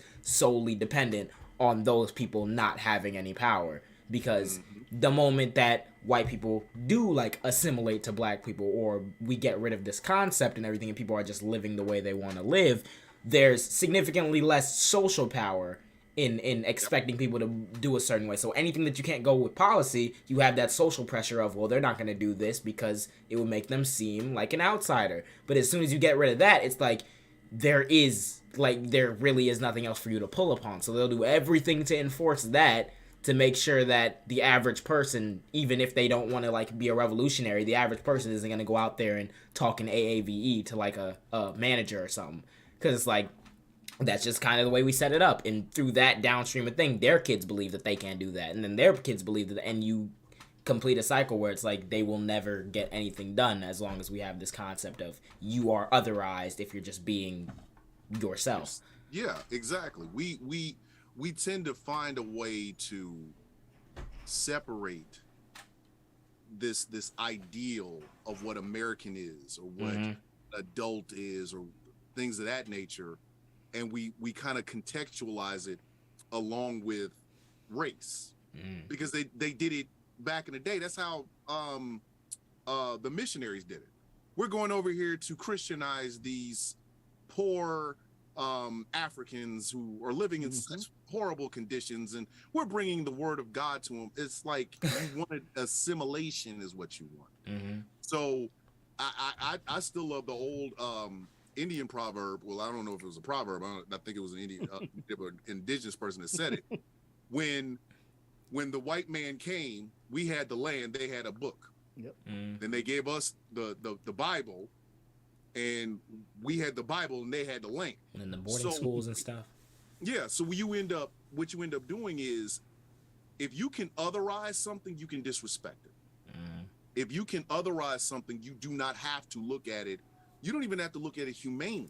It's kind of in the same way that they do during wartime, where it's like they'll decide that like our opponents are subhuman, they are terrible people or whatever, and then it makes it easier for those people who are in power, even white people who may have like a different thought about it. It makes it a lot easier to be like, all right, cool, I'll just support whatever you're doing. In the same way that it's like, there was a quote, I forgot who said it. I think it was the president at the time. It was like, we must kill the Indian to save the man, or something like that. So like subhuman, and then you make it so that people in society, whether they're white and wealthy, whether they're white and poor, whether they're any other demographic, it doesn't matter. I mean, I support them taking their land because, I mean, look, they're just kind of in our way, despite that that's a whole people's like ecosystem and way of life that you're uprooting the moment you do that. But it doesn't matter if you view them as less than human. So I feel like there's a lot of power in assimilation, and there's a lot of power in making sure that everyone knows that these people are just different, and there's a different set of rules we have to follow for these types of people,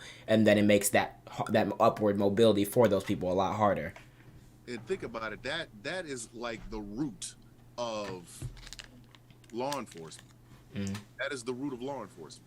If you can get these people to believe that they're getting ready to walk into a war zone, and a war zone filled with people who are drugged out, they're selling their babies for crack, and they're stabbing old ladies in their eyes for their social security checks, which is the weirdest damn thing. And believe me, if you can get a cop to think that, you start them in the police academy, then you give them a TA or a training, a TO who teaches them the exact same thing.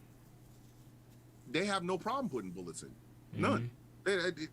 It was me or him, and he was. He was this monster. He was 8'9". Like they tried to say, Tamir Rice was a grown man. Tamir Rice was a 12-year-old. If you can other them, you have no problem taking them out. You have no problem disrespecting them. You have no problem exploiting them. That's one of the things that Laura Ingraham did when she told LeBron James just to shut up and dribble. Yep. Highly intelligent man. He's a millionaire. He's a global icon, and you're telling him to just shut up and dribble? Who are you? Who are you, lady? It also makes it easier for society to accept the actions of things like the police. It was funny, in my criminal justice class, we were just talking about the effectiveness of police and their role. And come to find out, there was actually there was a study that was conducted in Kansas City. I think it was in the 80s or 70s, I don't remember. But they basically, the entire society has this perception that it's like cops are there to keep everybody safe, and the more cops, the more safe, da-da-da. So they basically did this thing where they had their normal patrol numbers go out and patrol the city for like a couple weeks, and then they tripled that number. So like whenever they're like patrolling in squads, it was like triple the amount of cops. And then they did the courageous thing of taking them completely off of patrol, and just like they wouldn't respond to anything unless it was called in to 911 or whatever.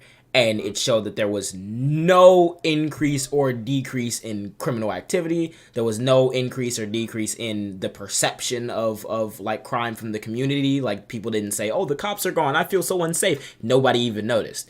Because at the end of the day, that their job is not kicking down doors and saving people and protecting and serving. Their job's 98% of the time just driving around waiting for somebody to brake to wait too late to brake at a stop sign, and then we're gonna write them a citation. That's the majority of their time that they spend, and they're not really that big of a usefulness, but you can justify their usefulness if you make the people that they're policing seem like they're animals and they're gonna shoot each other and deal crack and everything. And it's like, it's a very useful strategy for social control, and that I think breaking that is going to be like very difficult, but that's why people need to understand history and context and evidence.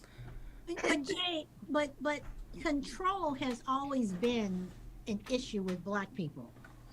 You had poor white people who were hired to be overseers to keep control of Black people because there were too many of us. And so Massa said, it's okay if you dally with this particular slave or this particular slave, and you can rape her, just don't touch that one because that was mine. You can do this and you can do that. So control has always been an issue in this country in terms of who is in control and how they do it. Would you disagree or agree with No, that? I completely agree. I think that when it comes to the concept of like controlling things like that, that's why it's so annoying that people don't understand what like AP American African American like history or studies is, because that's a key angle of critical race theory, where it's like control has always been a problem in this country, and despite us thinking that control is derived from law and control is just that, it's just like blind law that applies to everybody equally. No, the way the people who set up systems, when they have an idea of how they want the outcomes of that system to be, they will draft the laws in particular ways that will inadvertently, at least to the naked eye, skew against a group of people as opposed to a different one. But when you peel it back and you look, it's like, okay, well, how was this written specifically to target Black people? How was this written? So it's like, it's always been a problem where there's just control system, and no one really wants to realize that that's not just a legal level, that's a social level too, that's a communal level too, and it's also written with very specific outcomes in mind sometimes, where it's like, this will disproportionately affect this group, and we know that, but we're going to do that because that gives us the most control. We also have to ask ourselves, with the idea of control, when will Black folks finally say enough is enough? I think you said it. Look at the state of Mississippi. Look at the state of Mississippi. They are pushing back on all of the progress that was made over the past 60 years. Okay? They're pushing back, and they're pushing back hard, maybe not as hard as Florida, but they are pushing back. Do you think there will come a time, and I'll start with DA on this one, do you think there will come a time where Black people will finally just put brakes to this and stop it completely? Because it's one thing for a governor to tell us, hey, your African-American AP history, it's not worth listening to. It's not worth learning. It's another thing to roll back to where you're putting a white board in charge of the laws of a predominantly Black town. Do you think there will be a time that Black people will put the brakes to it? And if so, how will they do it? I'll start with you, Dia. That's a good question.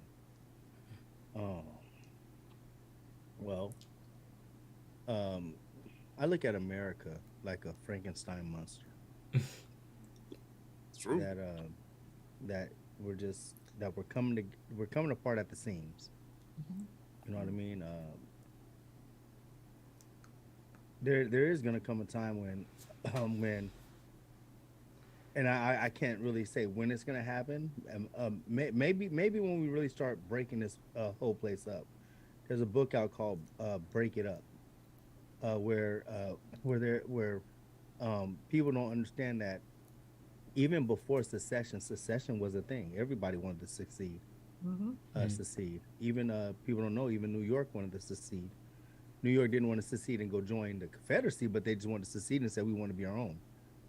And if you look at it right now, all these governors are trying to take, they're using their governor power like they want to secede, and everybody wants to secede and just be their own and do their own thing. And so to me, one of these days, you keep on throwing that word secession around, Black people are going to secede. And one day we're going to say we're done being part of this settler colonial process, and it's going to come hell or high water. We're just going to finally bogart us a spot and say, if you're Black, come here. And when is it going to happen? I don't know. I'm not a future teller, but if we just watch at everything that's going on now, and the different, just if you look at just the freedoms that's taken away from Black people, period, pretty soon Black people are just going to say they're tired of it.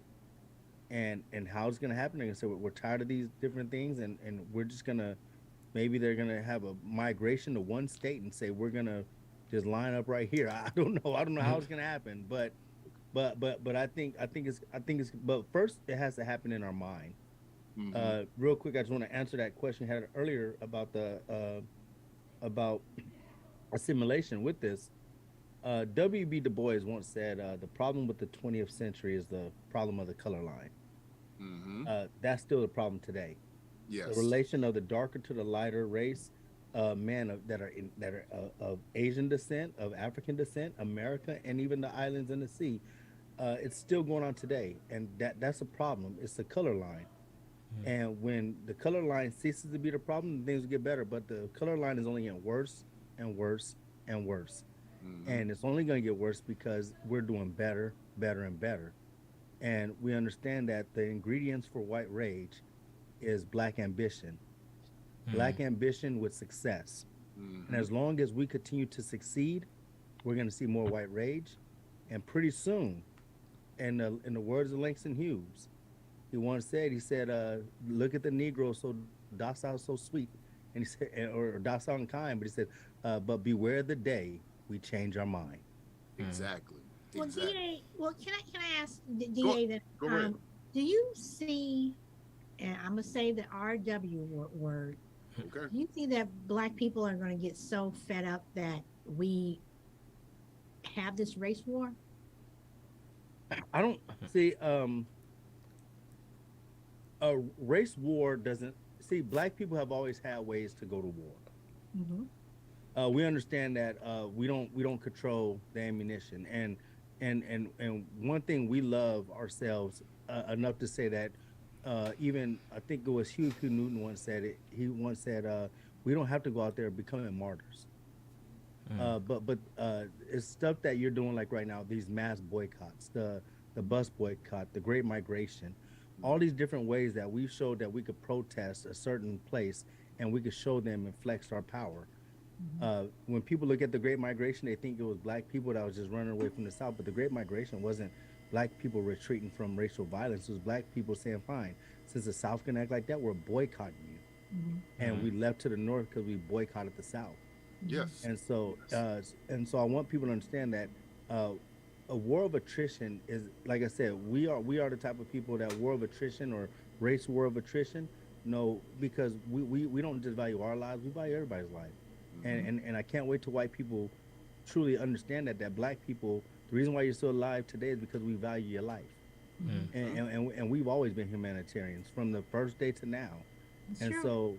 so because we value people's life, that's not the race war that they keep on, these people keep on talking about, welcome to the Red Kingdom, showing guns and everything else. No. We're gonna break you a different way.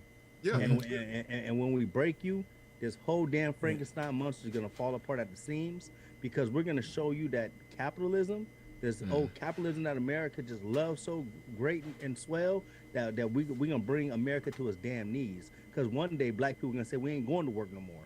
We ain't paying another damn bill. You know what? We're gonna sit right here in our house and we don't care what y'all gonna do. This is what we're gonna do because this is what we're owed, and we're gonna sit down and say, now come take it from us. And when we all do it together, it'll bring this damn nation to its knees. It will. I think it's afraid. I think that's what they're afraid of as well. Yeah. I think that's. Go ahead, Jay. Will. I think that, at least in my mind, what I want the struggle to be, and what I kind of see it being, is that I feel like history is always like continuing and history is always changing. So I think that I don't know if I can necessarily see a moment in time where black people kind of like all stand up at once. I think that black people have had enough for a very long time. And I think that just the ways in which we exert the fact that we've had enough have to change or will continue to change. So I think one of the ways in which I would love to see a change is because as much as America has a very long way to go on a lot of things, there's a thing that kind of gives me hope when I see things like the Black Lives Matter movement at its peak, having such blanket support across the board, before obviously people forget about things and then the fascists come in and try to demonize everything. So it's like, I think once we get to a point where we've pushed our institutions to the absolute like brink, and we've started to constantly harp on and acknowledge the inequities and injustices of these institutions, I think that's when we get more and more people to put the correct people for the correct time in these positions. And I think that's happening a lot with the younger generation. And then once we have like a society where people who believe these stupid QAnon stuff or whatever are like, you have a strong affront to like trying to enter those ideologies into the mind of common people. Like, you have a actual opposition to these beliefs. You have an actual strong opposition that knows what we're talking about, that knows the every single argument that these people will try to level against us or whatever, so that we understand how to respond to it. And we have a messaging that's like that is perfectly like suitable for battling against these times where we come against like wokeness or the other culture war, because the Republican Party as a whole isn't really hinging upon policy issues anymore. It's just They don't have any policy to it's stand. exactly it's just here's the next culture war issue. So once we like talking about war, once we get to a point where it's like the ideological war on behalf of people who have no benefit when it comes to this conversation, once that gets to a point where it's so unwinnable for certain groups of people that we can actually start focusing on making substantive change, I think that's when we start to see a lot of things. Because in my mind, while I don't have the best faith in like, I don't really place that much faith in like things. I love our institutions and that I feel like that's a good way to guarantee that people have a lot of rights and a lot of liberties. But those institutions can also be used to take those liberties away, and they have been. So until we start getting into a real serious conversation where it's like, okay, this is the power structure that was used to take away rights from certain people. Let's unite and take that power system back so we can use it for the way it's supposed to be used. I think that's a good like aim, at least. I don't know exactly if it'll happen or when it'll happen, but I think it's going to be a very long struggle and a very but I think that our generation at least is very suited for like, okay, we're sick, we want this like stuff now, and and I don't care what you're gonna talk to me about anymore. So it's like, I think once we acknowledge that, okay, this is exactly how y'all played the game, all right, let's play your game right back to you, but worse, then I think that's how we get at least some substantive change to guarantee rights and freedom for as many people as possible. They also, because the backlash is what they've been afraid of since day one. Go ahead. Yes. Sal. I have a question for Joker. Oh. I have a question for Joker. It's a hypothetical, and if you can answer it, you can answer it or say you decline, whatever. This is your show, not mine. If you were walking down the street and you saw a mob of Black people who were extremely angry, and they were just pissed, okay, for whatever reason, and they see this white man walking down the street, which is you. But then on another street, you had this angry white mob who is pissed off because they feel that some white people sold them out, whatever. Who do you think you would be more comfortable around? Trick question, run away. It ain't the white people. It ain't the white people? Seriously? Oh, please elaborate. Yes, could you please? I don't feel comfortable around white people as it is now in my life. Like to let alone be comfortable. I mean, with but are you saying? I know I'm a white person. I know I'm a white person, and I understand that I have to live with that for like the rest of my life, the day to day. But I am not. I would rather fucking. So do you think that you would be able, from listening to everything that everyone said, tonight? Do you think that you would be able to rationalize with an angry white mob who is out for blood against Black people, or an angry Black mob who is just pissed off with all the indignities and everything, and both sides want to just grab somebody and just shake them? I would rather. I don't agree with white people being mad at anything. White people don't have no reason to be mad about anything. We're the reason why we caused all the problems. I'm not going to be happy with the mob that's of white people. I don't want to be around white people, let alone. So do you think that you would be able to reason with the Black mob? That you would be able to say, hey, hold on, listen. Do you think you would be able to reason with them?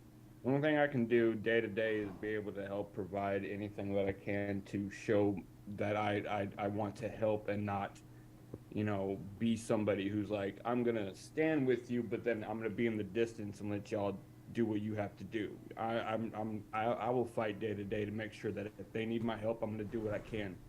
Like some of the videos that I've seen of like the white dude who helped the individual from getting shot in Seattle.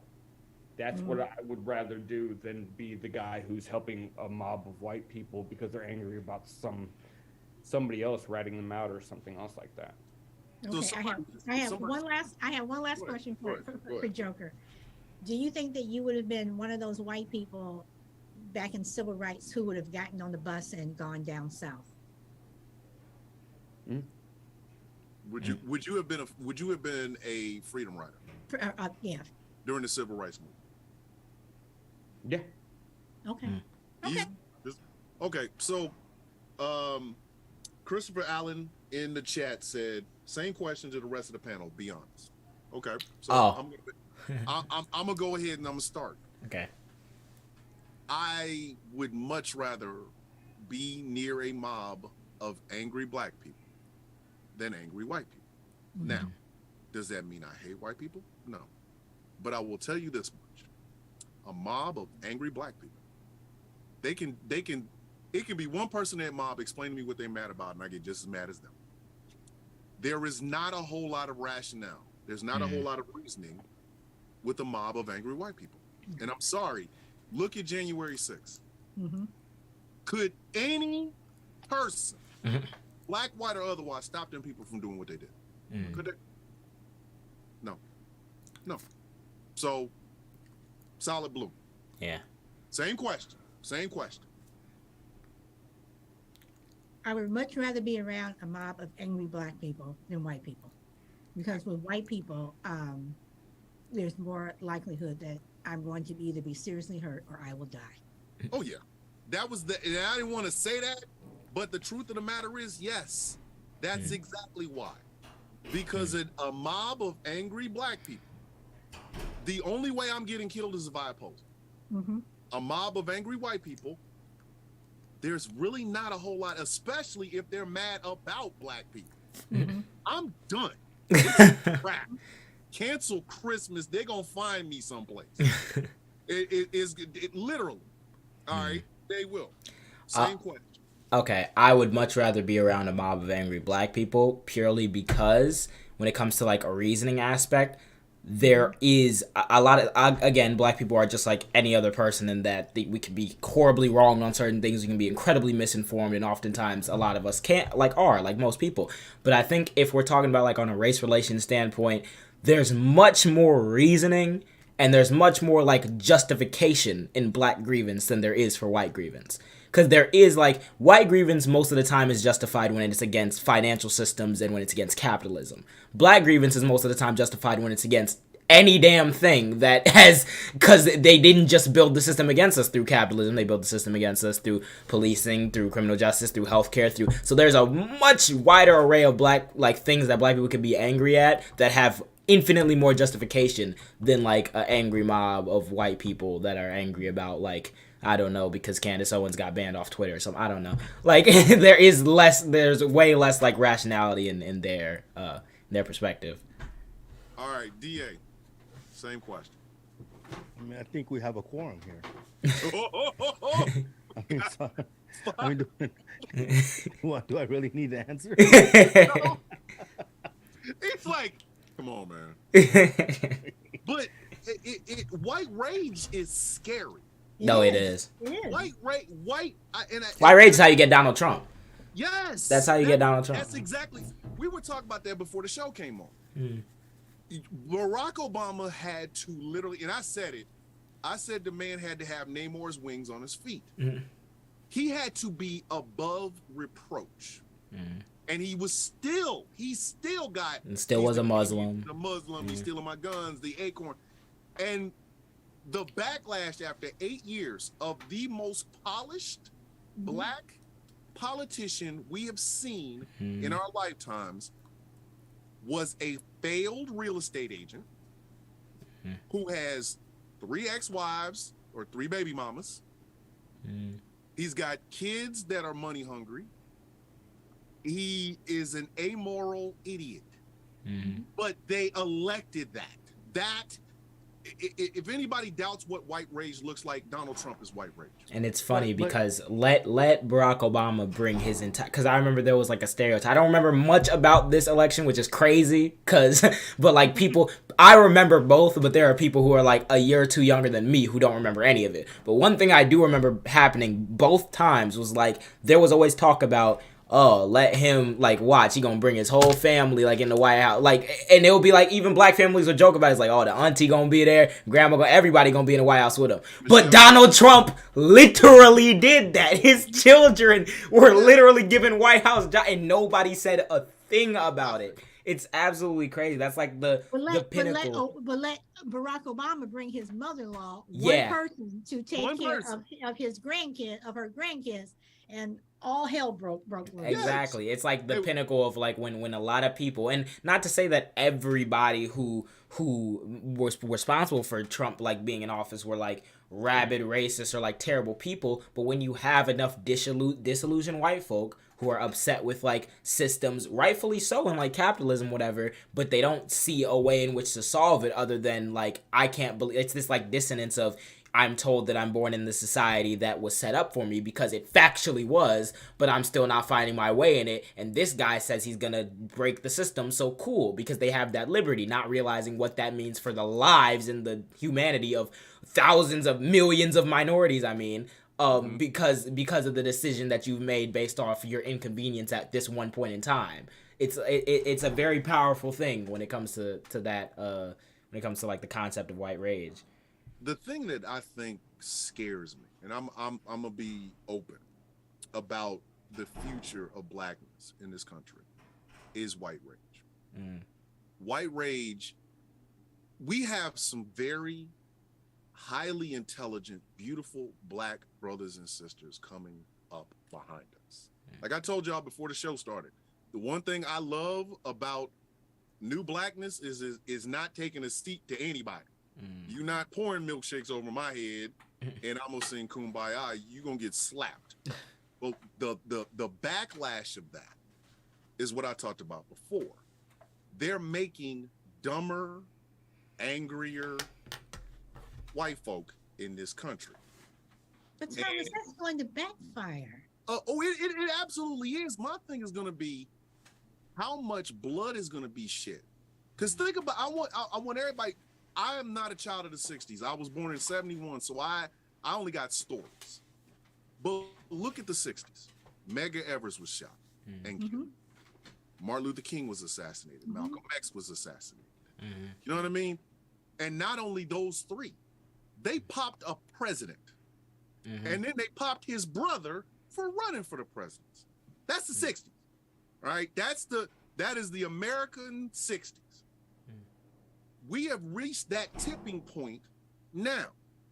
You know, you can't have a polished black politician and then replace him with the Hamburglar, except he like bronzer. And then how dare you disrespect the Hamburglar, man? I just did. That man, come on now. But and there are people who still believe that man should still be sitting in the White House. And they're taking, that might be the impetus for their anger, but it doesn't mean that it isn't building. No, it is no, and that's why I asked DA about a race war, because I think that we are going to get to the point where we are going to have one.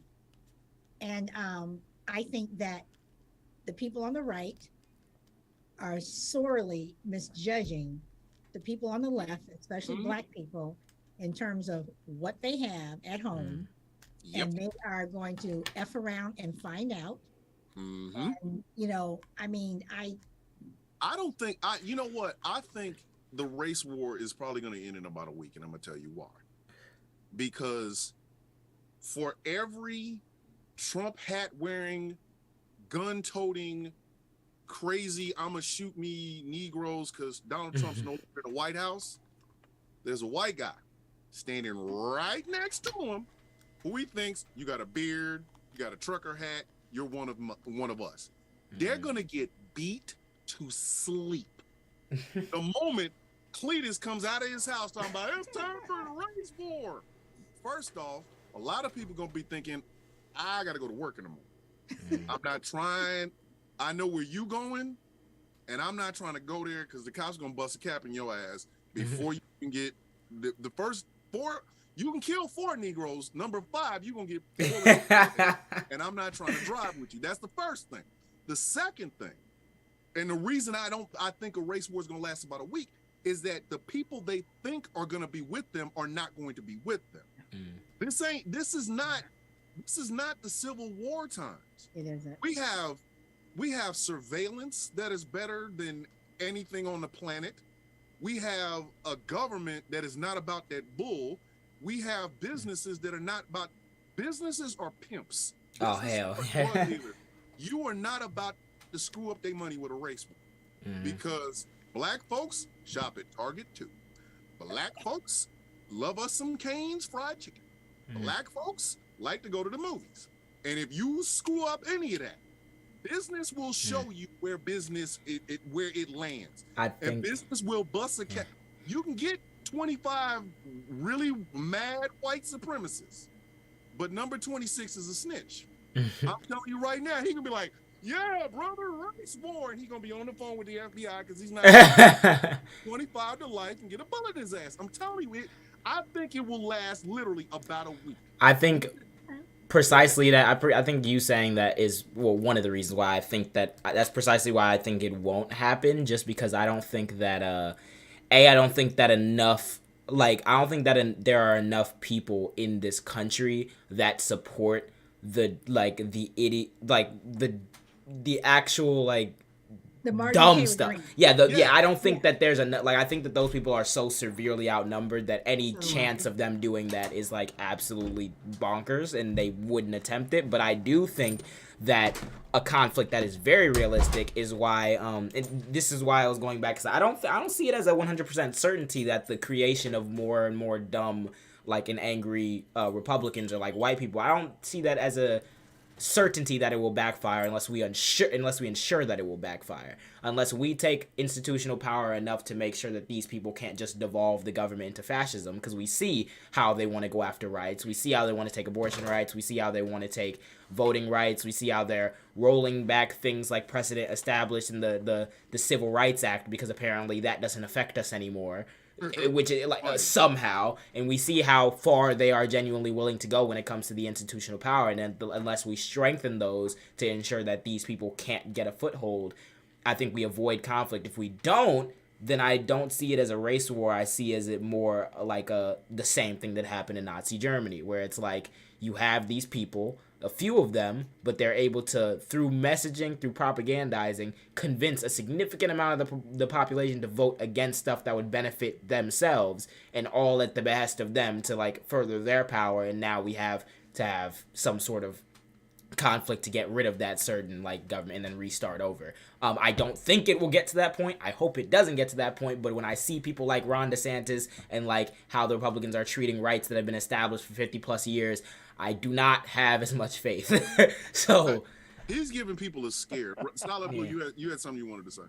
Yeah, I have a question coming back to you, because I know we're getting down to time. Yeah, we're getting ready to do our final thoughts now. I don't want this to be my final thought, but you did not answer my question, because to me it's important. Okay. Why do you think that Reading Rainbow has been so popular, especially among white people with LeVar Burton, a black man? Why do you think that? I give it the power of PBS, number one, the power of LeVar Burton as a human being. If you will look at the four pillars of learning in America, there's Bob Ross, Steve Irwin, LeVar Burton, and I think Fred Rogers. I think, and LeVar, the way LeVar presents Reading Rainbow is, it's something you want to learn. And I think that hold on, because white kids love learning too. They do. They love learning how to read books and stuff like that. I chalk it up to so many different things, but if I was going to say anything, it would be LeVar Burton. So do you think that if Barack Obama were to do Reading Rainbow, it would be a completely different, meaning people would not listen the way they listen to LeVar Burton? Oh, no. Even Obama himself has said that. Even Obama himself has said that it's not just the books, because books have been around for centuries. It's the joy that LeVar Burton puts into it. It's the the joy of reading that he puts into it, that shows why that show has such longevity. If you take any other person and put them in Reading Rainbow, it wouldn't work. No, But- it ended within a couple episodes. Yeah, No, like just 10. LeVar, there's just something about the way that he would come onto the screen and he would say the things that he was saying that drew you in, and you would go, "I'm ready to watch this. Let's do this. Like, I'm ready for whatever he's like. Look, I'm a nerd. Like, I'm a huge nerd. I love Star Trek, and that's Geordie LaForge. You know what I mean? That's my dude. And there's something charismatic about the way that he would just come onto the screen and he would go, "Today we're gonna read this book," and you were like, "All right." Yeah, and the crazy thing about it is he meant every word. It was not an act to him. It was not, oh, this is a job. Hey, kids, it's a book. Read it. He cared. He actually cared. Go ahead, dear. I'm gonna attempt to answer her question, and it's gonna be a funny attempt to answer a question. I hope it gets to the root of what she's trying to get at, because Solid doesn't ask questions. She asks loaded questions. She has a good I don't know. And maybe this might answer a question. And maybe it's me. I might sound foolish when I say it, but I don't know who the hell that guy is, and I don't know what the hell you mean by Reading Rainbow. Neither do I.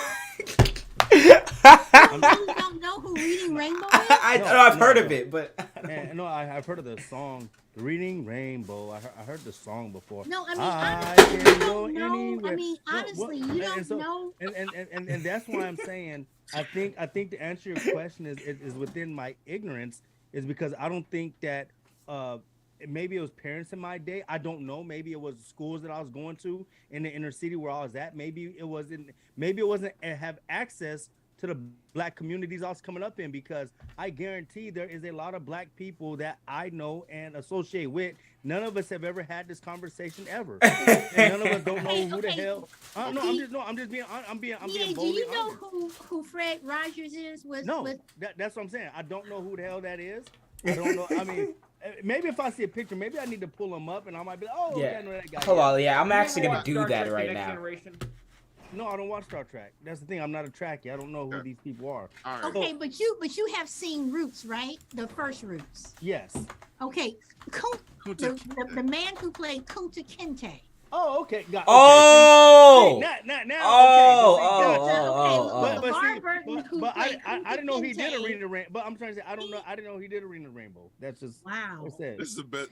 I did not know he was host of Reading Okay, Rainbow. That's crazy. Thomas, you are going to have to do a part 2 of this show next week. You are. Listen, Look, I tell you what. He just got a lifetime achievement award for that show. For real. But see, but that's the thing. I'm just saying, and I know everybody. It's Man, a you're like beautiful Mr. Black day in the History. neighborhood. My excuse. Oh, that Mr. Rogers. Okay, yeah, okay, I know that. Thomas, Oh, you you have to do a listen, part 2. hold on. You know, talking about Mr. Rogers, beautiful day in the neighborhood with the tie and shirt, ex-Marine, Mr. Rogers. I know that is. I don't know how I'm gonna do it. I don't know whether or not he will do it. I know it's gonna be one of those things that it's like a wish fulfillment if he ever does it. But I'm gonna get LeVar Burton on this show. I will say my excuse is that I'm different generation. I'm too young. I mean, Thomas, and DA, the two of us are gonna have to do a show on some of the differences on this. I know LeVar Burton. I mean, but I'm just saying the fact. I mean, just from what you're saying, being a baby boomer, and again, just the shows that matter. I mean, the fact that Reading Rainbow between you and Jay, that you didn't know that LeVar Burton, I mean, how important that show was. When I told you, he's one of the 4 pillars of learning. He is considered. I know who he is. But you don't know who Reading Rainbow is. I know who he is. I'm looking at him. I'm like, yeah, I know who this guy is. But as far as like the Reading Rainbow, I'm just saying, like, whatever show that was, that you guys talking about came on. I'm telling you, I don't think I. That is. Listen, that is. I'm gonna tell you right here, and honest to God truth, I cannot remember, or even one, I didn't know that there's a show called Reading Rainbow. I just thought there's that little song about it. That's one. Two, I can guarantee I've never seen an episode of this. I can tell you, at least for me, I know a lot of people around me who would know LeVar Burton, but that's because like when it comes to learning, the learning that we came from was like a lot of people, at least my age, had to like watch Roots in school at least one time. So that like when it comes to him and learning, I knew that part, but I had no idea about Reading Rainbow. Like I know the song, but I know nothing else. Like Thomas, you gonna have to do a part 2. I'm gonna have to do a part 2. I mean, I'm just saying, I Then you can have go to- anywhere. Look, it's in a book. I got Yes. all that. But, I'm just trying to say, but as far as him being connected, like I said, Roots. Hey, I stick to books. I got Alex Haley's Roots. All right. I've seen Roots a million times. I know Kizzy, Chicken George. I got Kunta Kinte. I understand that. But, I don't really, Hollywood names like that, That's not a Hollywood name. That's not a Hollywood name. No, what I'm trying to say is, I'm saying actors and names, but I'm trying to tell you, Yeah, this stuff, Reading Rainbow, nah, I never watched that stuff when I was coming up. Never seen it when I was growing up. It was not in my house. And when I say this to say this, you said why was it so good around white families? I'm trying to say, and I hear you. I see you in Thomas Villain. So evidently, it's something big in black families. I'm not trying to say it's not, but I just don't think that black families where I come from. I don't know about you guys, but I'm telling y'all, black families where I come from, I guarantee if I call 10 friends from high school, none of us ever watched the Reading Rainbow, and none of us could tell. No, because he said, "Whoa." Okay, all right. This is a whole different subject that you are going to have to do. I'm gonna have to do a show on Reading Rainbow if I can get. Just a show on just growing up black. Yes. We didn't have cable. I'm sorry, y'all. I barely had a. It wasn't cable. My floor TV only 2 channels worked, and one of them was literally the Dukes of Hazzard. I didn't have all these doggone channels that worked. I'm just telling the truth. Okay. Hey, my pliers were always broken, so I couldn't even turn the TV on. I'm just trying to say, I spent my whole childhood outside. Plain and simple. Oh my god. Okay. Oh my goodness. All right. We have got to end this show. I don't know if any of y'all want to have a final thought because we got like 2 minutes. So I'm gonna have a real quick final thought because it's Black History. I will yield my final thought to someone else, but just to say, Thomas and Joker, please bring me back when y'all have your part 2, part 3. I'm bringing you back for this. I'm gonna have to binge watch. I'm gonna have to binge watch Reading Rainbow now for that. Research. Look, yeah, exactly. But look, I'm gonna read this real quick. All right. It is on this deep level and within the context of a concrete responsibility that Black history assumes its true meaning, and if we salute ourselves on that level, and we use history to free the power within us, history will say of us that the people once lost to history awakened to themselves and made history. That's absolutely. all. You know what? Go ahead, Jay. I'll just give a little final thought. Basically, long story short, Black history never stops. Black history will continue, and as long as there are human beings alive who recognize that and who are willing to stand against the idiots that we see in power, Black history will continue to thrive, and we'll continue to bear the responsibility of making sure that people will forever know who Martin Luther King Jr. is. So, and LeVar Burton. Yes. Yeah. Hey, I just found out Ruby D was part of the cast. But let's go. Joker, final thoughts. I'm gonna keep it very short and brief. I stress mental health. I'm gonna be stressing mental health all year round. I want to add the aspect of recovery into this because I am in recovery. I've been, I'm working on 11 years, and mental health is very important to me because without successful mental health, I wouldn't be able to stay clean. And I go through a lot of things, and there's a lot of other people out there in the world who are struggling to not do drugs or anything else like that, who are also struggling mentally with their mental health, man. That I want people to understand this. I'm not trying to boast my own recovery or anything else like that. I want people to know there's people out there who are successful with dealing with recovery and being clean, and also successfully being able to deal with the mental health issues that they have, even if privatized insurances are keeping me from being able to do therapy and get medicine and everything else like that. We can do this. And again, solid. I'm with you. We've got to have another show. I absolutely love that, by the way. Don't get mad at me. We've got to have an episode based off of Reading Rainbow, LeVar Burton. We got to get him on, and jwilliamj, huge fan of the stuff you do and Thank you. demolishing that you put on so many people. Thanks, man. Thank you. The only way I can end this show is this. We have done 4 shows on Black history. We have done the past. We have done hidden heroes. We have done women, and we have now done the future. So, like Jay Will said, Black history is American history. Black history will go on. And if you doubt it, there are brothers like jwilliamj who will teach you. So don't ever doubt that you will hear about it. You can't run from it. Even if you don't know it, you better get very comfortable with it, because it's not going anywhere. Because Black folks are the fabric of this country. We help build it. We help maintain it. We fought for it and everything else. So however you want to look at us, we're not going anywhere. Black history lives in every single solitary Black person you see. We have made history. We continue to make history, and we will continue to make history. So like it, don't like it, we really don't care at this point. It is what it is. This has been one of the most entertaining shows that we have done. And I thank Solid Blue, I thank DA, I thank Jay Will, I thank you guys so much for listening. I thank you guys so much for watching. And like I always say, we will see you all in 7 whole days. Ladies and gentlemen. Hey, Cab. The villain is out. Bye.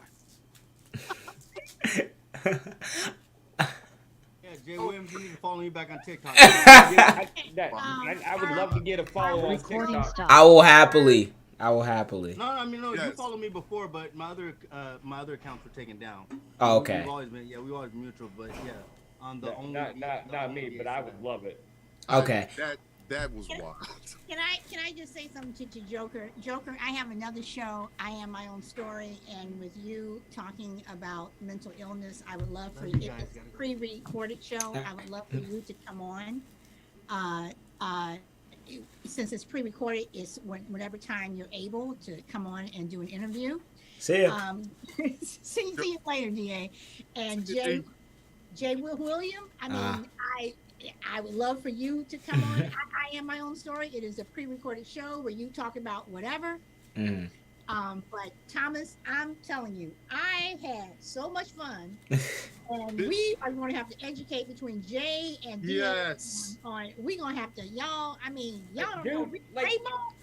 You don't understand coming home from school. The first thing I wanted, like when I was in like first, second grade, the first thing I wanted to do as soon as I got home was put LeVar Burton and Reading Rainbow on the TV and go.